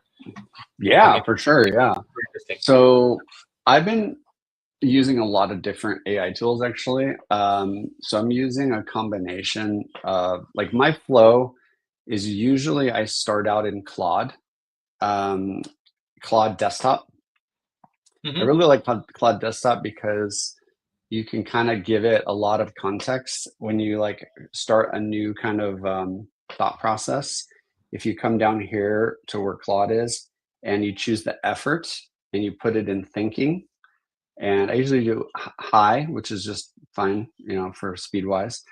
And you can ask very, very like complex questions and like give it lots of links, and it will go out and like do a lot of research. It's kind of similar to ChatGPT deep thinking, which is also really good. But again, I like Claude because, well, I've been using a lot of Anthropic tools, and so I think they're really good. And so you can see here, like I kind of keep track of all my chats that I have with Claude on like different solutions and integrations. So I'll ask a very complex question, and I'll give it a lot of links, and then it will come back with me with some information. And then what a lot of times I'll do is if I'm like going to bootstrap and start a new application, I'll say, okay, now give me a prompt for Claude code, right, to build this as a prototype. So then I'll get it back a prompt from Claude Desktop. Then I'll come over here to Claude Code, and I'll make a repo and then run Claude Code. So like, example, if I would did like a demo directory here, that already exists. Let me go into the demo directory, and then I have this kind of simple thing here. Let me make another one called example, and then I'll come in here, and then what I'll do is I'll load Claude like on a command line, and I'll just dangerously skip permissions with this command line. I don't recommend this for everybody, but because this is going to completely just let Claude work and build something out. But I only do this once, so I do Claude dangerously skip permissions, and then I paste in all the chat. So I say yes, I trust this folder, and I paste in that entire context that I got from Claude Desktop here. And then it will bootstrap the entire application without bothering me. Then I can come back to it later in Cursor, and I can see what it built, right? So I use multiple tools and kind of chain off of them, and that's kind of my flow. And what I've found is really, really And they're useful. all connected already on your computer? Everything is local? Kind of, yeah. So Claude Desktop is not local. Like you run everything in the cloud. And so that's why I just use it for like ideation, and I have access to it on my phone and stuff like that. Here, yeah, it's just a local directory. So Claude Code allows me to just create this, folder, and then I just load it up in Cursor, right? I can load it up in Cursor, and it's just, the same thing essentially. And then I can start browsing around visually and see what's inside the project, right? So like, as an example, like the other day, I'll show you real quick. The other day I created this agentic commerce kit. Where's it at? It's in Xflow 2, I think. No, it's in, where did I put it? CD, scaffold, Xflow 2. Yeah, okay. So the other day I built this thing, this agent commerce kit, right? And I prototyped the idea with Claude Desktop. I built it out and scaffolded it out with Claude Code. And then I used Cursor to like see what it built and then kind of like fine tune it, right? And then I start using, if I'm gonna like continually improve the project, I'm gonna want to see exactly what it's doing, right? And so this is actually a fork of Scaffold Agent, right? I use Scaffold Agent to build this entire thing, and yeah, it built it out. And so that's the other thing is like if I'm gonna build something, I'll try to use existing starter kit. Like scaffold agent or scaffold ETH or, whatever it is. And I'll kind of give it some guidance as well. Okay, I think this should be ready to test now. Let's see if this works. Okay, there we go. Let's see if it works. Okay, there we go. So then we can like try to ask the agent, like, what was the thing I was gonna ask? We're gonna ask, what insurance policies are available? Oh, we can try to buy an insurance policy. Oh yeah, here, what policies are available? Let's see if it works. So what policy types are available in the insurance broker? Let's see. Maybe we'll build a cool product. Yeah. Maybe we'll become millionaires. I mean, I wasn't able to find get policy types function as the insurance broker. Just double check. I think it's because of the maybe, typo yeah. at the end. No, it should know, but I think let's try this here. Fund purchase. Let's try this.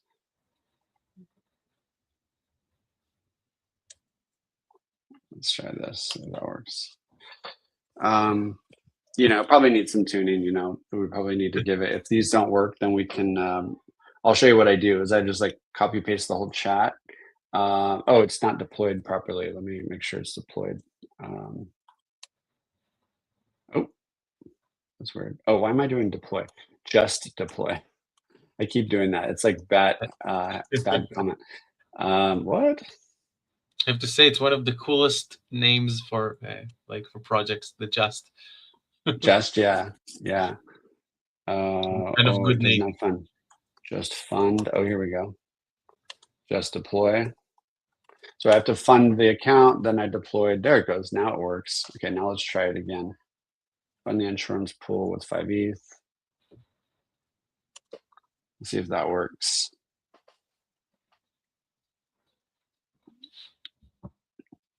So we needed to deploy the contract. Oh, there it goes. Can I help you with that? I will send 5 ETH to the insurance broker at this address. Yes. Cool. So pretty cool. Yeah, we created an insurance salesman, an agentic insurance salesman. There we go. Oh, they got an error. Intense. Oh, yeah. So because we're using localhost, so what we could try to do actually is we could try to deploy this. I know we've been going a while, but we're doing everything local, and so at some point we probably want to deploy this to like base Sepolia or something like that. What's cool about this command here, so if we go back, let me close this out. The just file is here. That walks you through all the different commands. So how to spin up the chain, how to fund the contract. And if we look at the deploy has these arguments. So you can just deploy to whatever contract you want. So you can do just deploy -- network Sepolia -- network base. You can deploy wherever you want.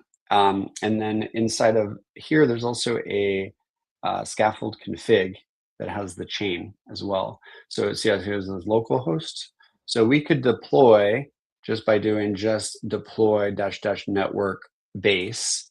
And then we could update the scaffold config here from localhost to base. And then instantly our agent is talking to base, which is really, really cool. We can actually try it. Let's try it real quick. So in order to do that, we need to fund the account. So we're going to do just account real quick. Just accounts. Sorry. There we go. Can we do it with testing fund, or we need the real fund? You can do it with testing funds, but I'm gonna it's easier to do like production. So I'm gonna just scan this and send some. It's just easier. I'm gonna send some base ETH. So let's go to. Let me find a wallet here that I have some funds. Here we go. You don't need much. That's the wrong one. Not now. Go back. We're gonna use this top one, and we're gonna send. We only need like, I don't even know, like less than probably 10 cents. I'm just gonna send 10 cents. And because it's so cheap to deploy a contract on base. Okay, we just sent some funds here. So we If could it will be do, more, the next beer is on me. No worries. yeah, nice. So we could do just, is it just balance? Let's see. Oh no, we don't have that, unfortunately. Well, let's check. Let's go look at base scan for this contract address. So we're gonna go over here to base scan. And we're gonna type in the address here. And we're gonna go to balance. There we go. We have 10 cents, right? Nice. So now we just need to do just deploy -- network base. Put in the password. Okay, we got an issue. Let's see. Let's see if we can fix this. So I'm going to grab whatever this error was, and I'm going to put it over here. So trying to deploy with just deploy -- network base. I got it. Could be something with the tense API. No, it should work actually, because we're actually using. No, because we're just storing the private key. Oh, it might be because the intense is enabled. Oh, it wants 10 ETH for the fund pool. Oh yeah, we need to lower that. So it was trying to send 10. Yeah. Yeah, maybe maybe we need to disable that fund pool. Awesome. It's good that it's recorded because I have a lot of things to go back to later. Yeah. That's an interesting one. And I That's hope funny. you guys are also taking notes. This is we're actually doing this in production. Thank you, Kevin. Yeah, we're doing it in production. Let's do it. Yeah, maybe let's see if we can get it so not send the. Let's do a much lower amount. Maybe $1. Let's see. Where's the ETH so we can test? If it was testnet, I probably have that much testnet sitting around somewhere, but not on mainnet. I'm not that, not that YOLO.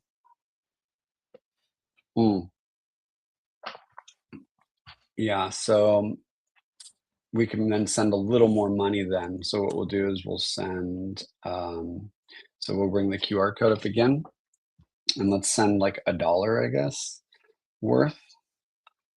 We'll do, $1. It's not too bad. I've wasted dollars on other stuff, Okay, now we'll try it again. Okay, let's try it one more time. Dash network base.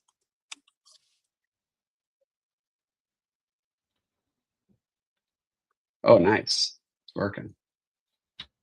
Sweet. All right, so it deployed successfully. So then what we can do is we can change the network here to base. Save it. And yeah. Cool. So now let's see if it works on base. So I'm gonna refresh real quick. And let's say, see, what was the last question I asked? I asked like, I shouldn't have refreshed it so fast. But let's ask it to purchase a policy. Let's see if we can purchase a policy. A policy for, I don't know. Actually, we might have to convert here. ETH to USD. Let's see what it would be. Actually, maybe that's something we can do in here. No, I need to add those helpers so that it's easy for me to just do that. We're going to need to convert what this is. So let's do $1. Let's do 50 cents. There we go. Nice. So we're gonna do 50 cents of ETH. Okay, so we're gonna say like, I want to create a purchase policy for this much ETH on base mainnet. Yes, that's yours. His name is Servine. Yes. Pokemon. Totally great. Yeah. I was a big Yu-Gi-Oh fan. Oh yeah, nice. My kids are obsessed with Pokemon right now. Oh, that's weird. So we did deploy it. Well, what contracts are available. It should know what they are. So one of the things we do is we kind of keep track of deployed contracts. So here we have, oh man, where is it at? In It's the insurance under, program, maybe? no, I Oh, don't think so. Out, this is the output. It's here. Contracts public. Oh, here it is. Network definitions. No, that's not it either. Let me just double check. I might have to ask AI. Let's see. So this is where we define all the networks. And I'm pretty sure we already have base here. Yeah, base is listed. So that should be good. It's just a question of, yeah, where we have the deployed contracts. Let's actually ask it. Oh, here we go. Agent wallet, insurance broker. Okay, here we go. Insurance broker. So we'll see that. So it's working now. That seems good. 8453. That's base. You selected the insurance broker, which I would like to. I'm just going to ask it one more time on. Boom. Oh. should we tell it like what do we want to do insurance on? Yeah. Let's see. Like if Calling. Well, let's look at the contract real quick. I mean, this is definitely insurance broker, get policy, claim, cancel policy, approved claim, file claim, purchase policy. Here we go. We want to purchase policy. Oh yeah. So what purchase policies are available? We need to find out. Yeah. We might have to redeploy the contract actually, which is really annoying because I don't know if we set the right prices for the policy to test. A cheap policy, let's say. Let's just see if it can automatically like figure out a policy to buy, which is interesting. Let's see if it's able to do it. But you can see it's pretty cool, right? We were able to build this agent pretty lightweight. yeah, it was super fast, I think. Yeah, Even to get to this stage of like testing things and making this work is. It looks like there was an issue with the simulation. Let's see if we can just send all this code to the chat and just see like, can you help me test?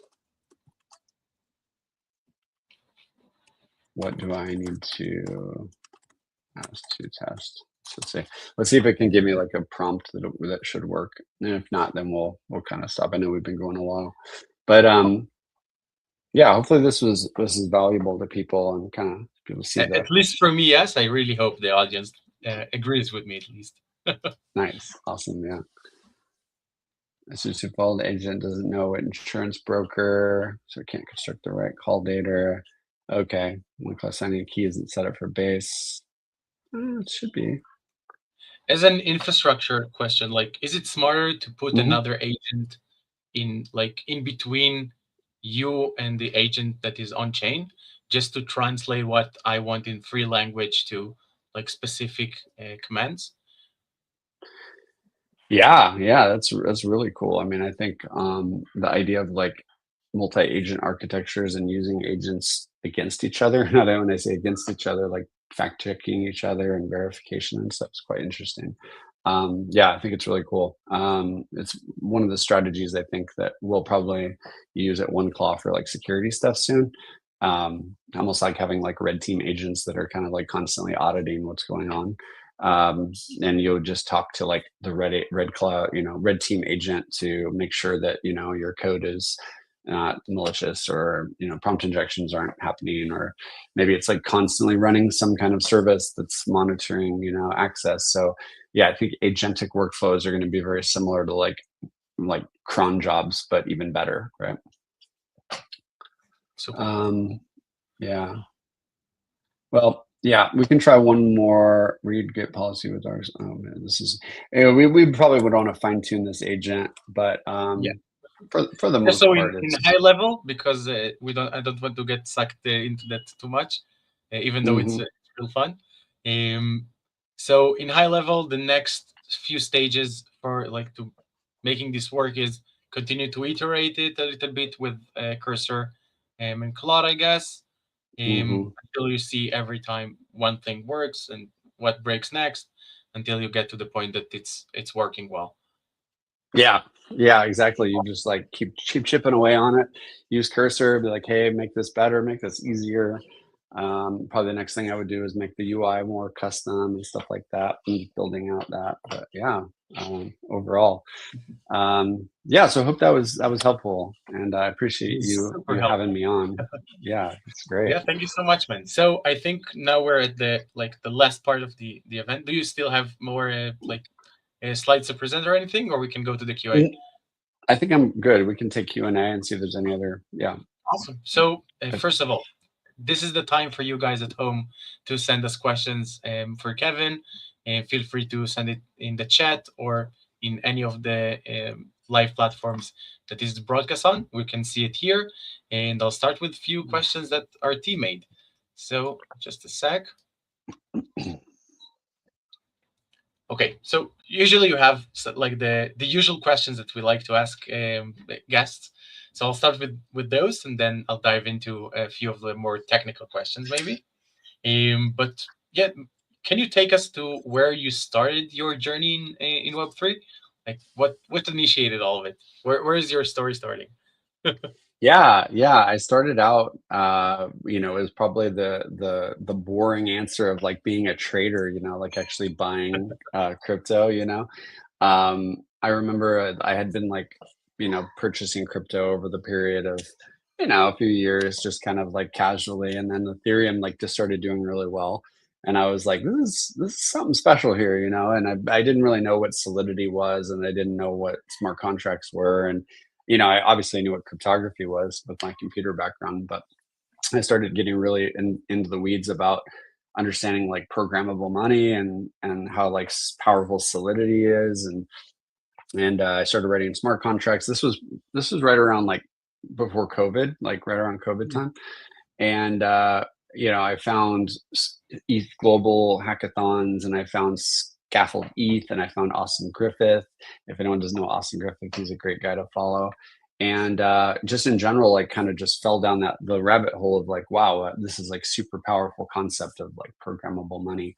And even today, right, like that's the thing that I think is going to be really valuable for the next 5 to 10 years, is like banks and real world assets, and everyone's trying to get involved in crypto now because it's so powerful. And I think that it's all about programmable money. So that was my foray.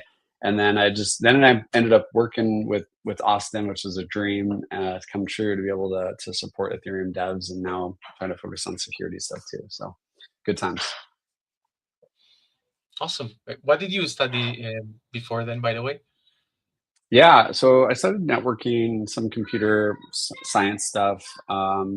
Mostly, I actually went to art school as well, which is so funny. I Really? went to Oh, art, that's yeah, I went to art school for a while. And so, I also, for a while when I first came into crypto, I was doing photography actually. So I would shoot photography for ETH Global hackathons, and I would also shoot, like, I shot the Bitcoin conference, and I was doing it for fun because I've always been like into like art and design and stuff.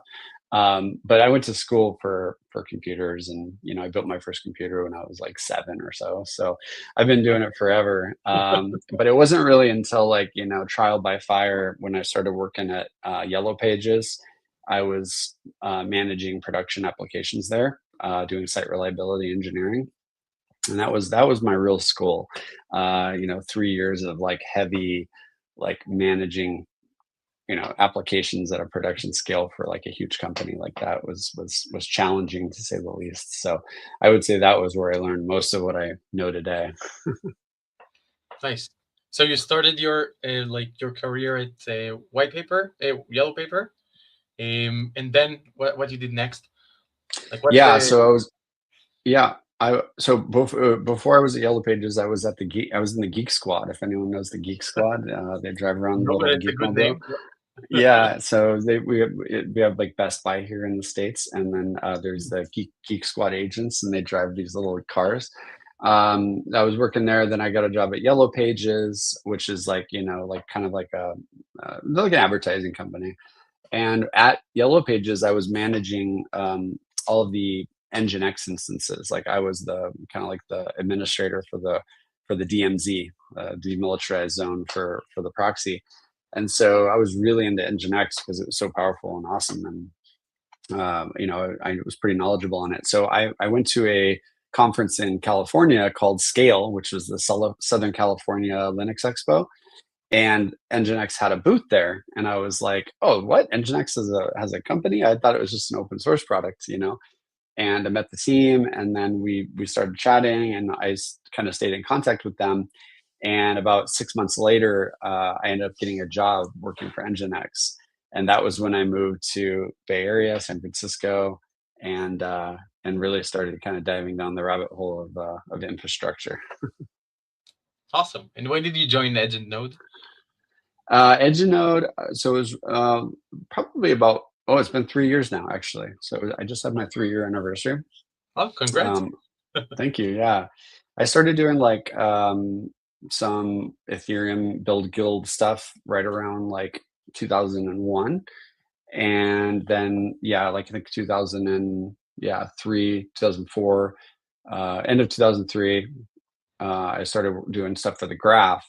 I actually started doing we had like an advocates program. So I was kind of like a volunteer, and I would do just kind of volunteer work. And then I met the team, and Simone, my boss at the time, was like, "You should come work for us full time," and he hired me. So I've been there, yeah, for 3 years now. Awesome. Thank you so much, man.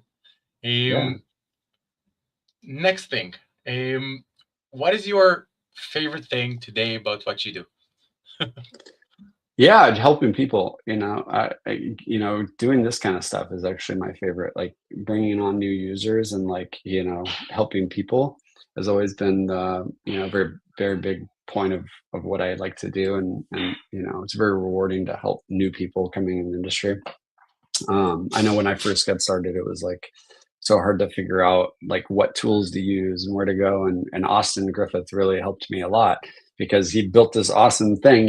So I've been trying to just, replicate what Austin is as much as possible because he's great. Awesome. Few technical questions and then for final remarks. So, Mhm. um, the question is about the new attack surface. So, traditional smart contract security focuses heavily on code audits and reentrancy. When an autonomous Mhm. AI agent is, maybe you know what, I'll put it on the screen. It will be easier for both of us. Mhm. Just a sec. Okay, new one. Okay, that's good enough. So, um, traditional smart contract security focuses heavily on code audits and reentrancy. When an autonomous AI agent is the one initiating the transactions, how does the fundamental threat model shifts? Um, Mm. what attack Yeah. vectors aren't used in like thinking about? Yeah, well, I think the traditional like security attack surface for smart contracts isn't going away anytime soon, right? I think that's still very, very important, and if anything, more important. With like Mythos 5 and Fable 5, and the power that that brings for like trying to identify these things ahead of time, and protect against these kind of things is super critical. So I think smart contract security is like always going to be very important. AI, using AI to help, but then also like human interactions too. Like I think it's super important. But I think, yeah, when it comes down to the AI agent now, it's more like the agent is gonna be prone to attacks that are focused on LLM, like natural language type of things. So, like social engineering is a good example, right? Like LLMs are very much keen on like doing what the user says. That's how they're programmed. They're programmed to like, make the person happy and like keep using it. And so they'll often like, if you intercept or like find some kind of way to like trick an agent, social engineering is one like really really big one where I think that's going to be an attack surface for that.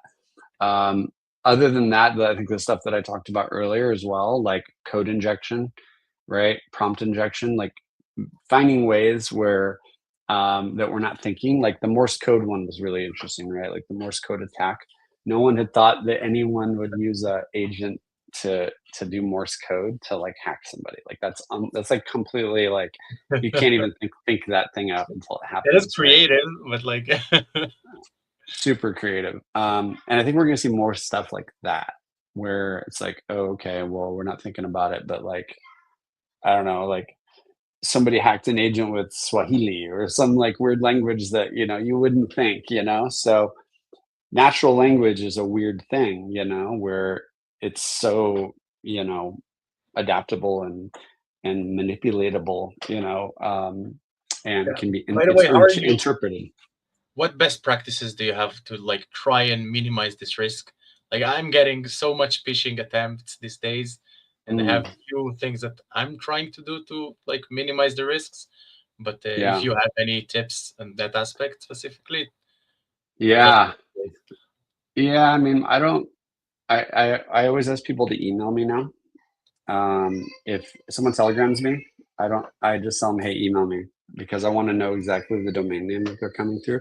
But then there's always a chance that they've got their email hacked. So that's not. I had one the other day where the guy like did a Google Sheets or like a Google Docs and like you had to put in a weird code and then it was obviously like a scammer. So I just ignore that stuff completely. Like I don't even if you want to communicate with me, just send me, raw text. I don't. We'll just do it that way, and otherwise, I don't want to be involved. Or I'll make people use my Calendly, and be very cautious again on the email address that's used to register to talk to me as well. Like no Gmails. I only let people chat with me that have official emails. awesome. That's helpful. Mhm. Okay, next short question. Um, do you foresee a future where DeFi protocols explicitly require AI agents to post financial stake, cryptographic proofs, or insurance bond before they are allowed to interact with real liquidity pools? Yeah, I think it's an interesting one. I think that staking for agents is probably the next natural step to, create yeah, some kind of formality and verification of assets. So, for a while we had we were working on like a special spec for X-Row 2 at EdgeNode, where it's called the deferred payment scheme. And so just the idea is you have an escrow contract, and so the agent would have this kind of escrow. It could be a stake or it could be just like a contract, that basically is like locking up some funds for a while, and then it can kind of do its thing or whatever and make sure it's not doing anything malicious. And then after a certain period of time, it can withdraw that, right? So yeah, 100%. Like staking cryptographic proofs, like ZK proofs that prove that the agent is owned by a certain human, or prove that they are operating in a trusted execution environment or whatever. Also the insurance stuff, yes, makes a lot of sense. Proof that they like, yeah, have like some kind of notarization or something that they're allowed to act on behalf of the user. That's all going to be very important and yeah, useful. Awesome. And few last questions. So, are there any like mistakes for builders or developers that you're familiar with that you would like to help our community avoid when building applications or basically anything? Yeah, I would just say that yeah, don't give up. Don't forget, don't be afraid to ask for help and try to find people that are experts and ask them. A lot of times people give up quickly or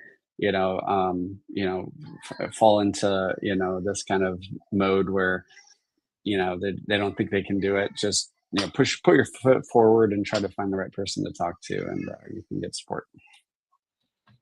Awesome. And they think in like in this AI world now, it's much easier to just like get the like first aid help, at least if not an expert from AI. It's usually at least can help direct you in the right direction most of the times. I'm not sure Yeah, if you agree with that, but for me, it like it changed how for I work sure. with complex things. Yeah. Okay, last question I have, unless you have anything else to you would like to share. I would love if you have a tip for community members, developers, entrepreneurs, any tips that you think can help them become better what they do today. Yeah, I mean, I try to work in public, like build in public, show off what you're doing. Video is very, very powerful right now. So doing these kind of things, like finding people that you can, teach online or show off what you're working on, connect in different ways that you wouldn't normally feel comfortable with, I think is super valuable, and you'll get noticed. You're more likely to get noticed that way, right? Also, look at like if you're trying to get funded, Banker Bot is kind of a cool tool that I think people are maybe not aware of. BankerBot is doing a lot of like funding mechanisms. And I'm really like excited to see how that pans out. But like, if you have a project, you can register your X account with the BankerBot, and people can help fund your project through fees and stuff like that. So that's another interesting thing that I Wow. would say is valuable. Yeah, BankerBot's really cool, and they're kind of trying to position themselves as a new funding mechanism, as an alternative to like venture capitalism, or maybe not an alternative, but like complementary method, right, for doing stuff like that. So look at Like BankerBot. some kind of crowdfunding tool. Yeah. So basically, you can create like anyone can create a token for your project by Mhm. your X account, and then you earn like a certain amount of fees and like native tokens for your project. So it's kind of like a really nice way to get funded through there. That's awesome. I didn't know this Yeah, one. yeah. Okay, Kevin, thank you so much. This was a pleasure. Thank you. And yeah, I can't wait to for the next time. But thank you Thank you again so for joining much. us. Yeah. And yeah, we'll continue. If any of you guys have any questions for Kevin later, you'll be in the Telegram chat. You're invited to ask questions there. And try to. I can't promise Kevin will be available, but I hope he'll do his best. And we'll send later all the different links we were talking about in today's conversation. You'll get the repos and everything on GitHub. And yeah, thank you again, Kevin. It was a pleasure. And yeah, really enjoyed our time. Thank you so much. Have a great rest of your day. Okay. Awesome. All Thank right. you so much, man. We'll see you next time. Bye, And guys. for the rest of you joining us today, um, so just a sec, get this out. Awesome. So I would like to thank all of you for joining us today, and thank you again for Kevin for this fascinating lecture. It is and for the chance to ask so many questions. So thank you for everyone who participated today. If you liked our content and would like to support us, please, I encourage you to join our Telegram group. This is our main channel. There you can interact with us, ask questions, and become a better builder and developer. And if this is your first time joining us in the Web3 Devs Underground, please share this with your friends or colleagues that you think might be interested and would love to learn more about technical entrepreneurship, Web3 technologies, and tech in general. We're here to help you guys with learning from the best, connecting, and even hiring. So we would always love to support and help you guys, and we would love your support and help back. And we're trying to get better, so feel free to reach out to us and let us know how we can improve. And yeah, that's it for today.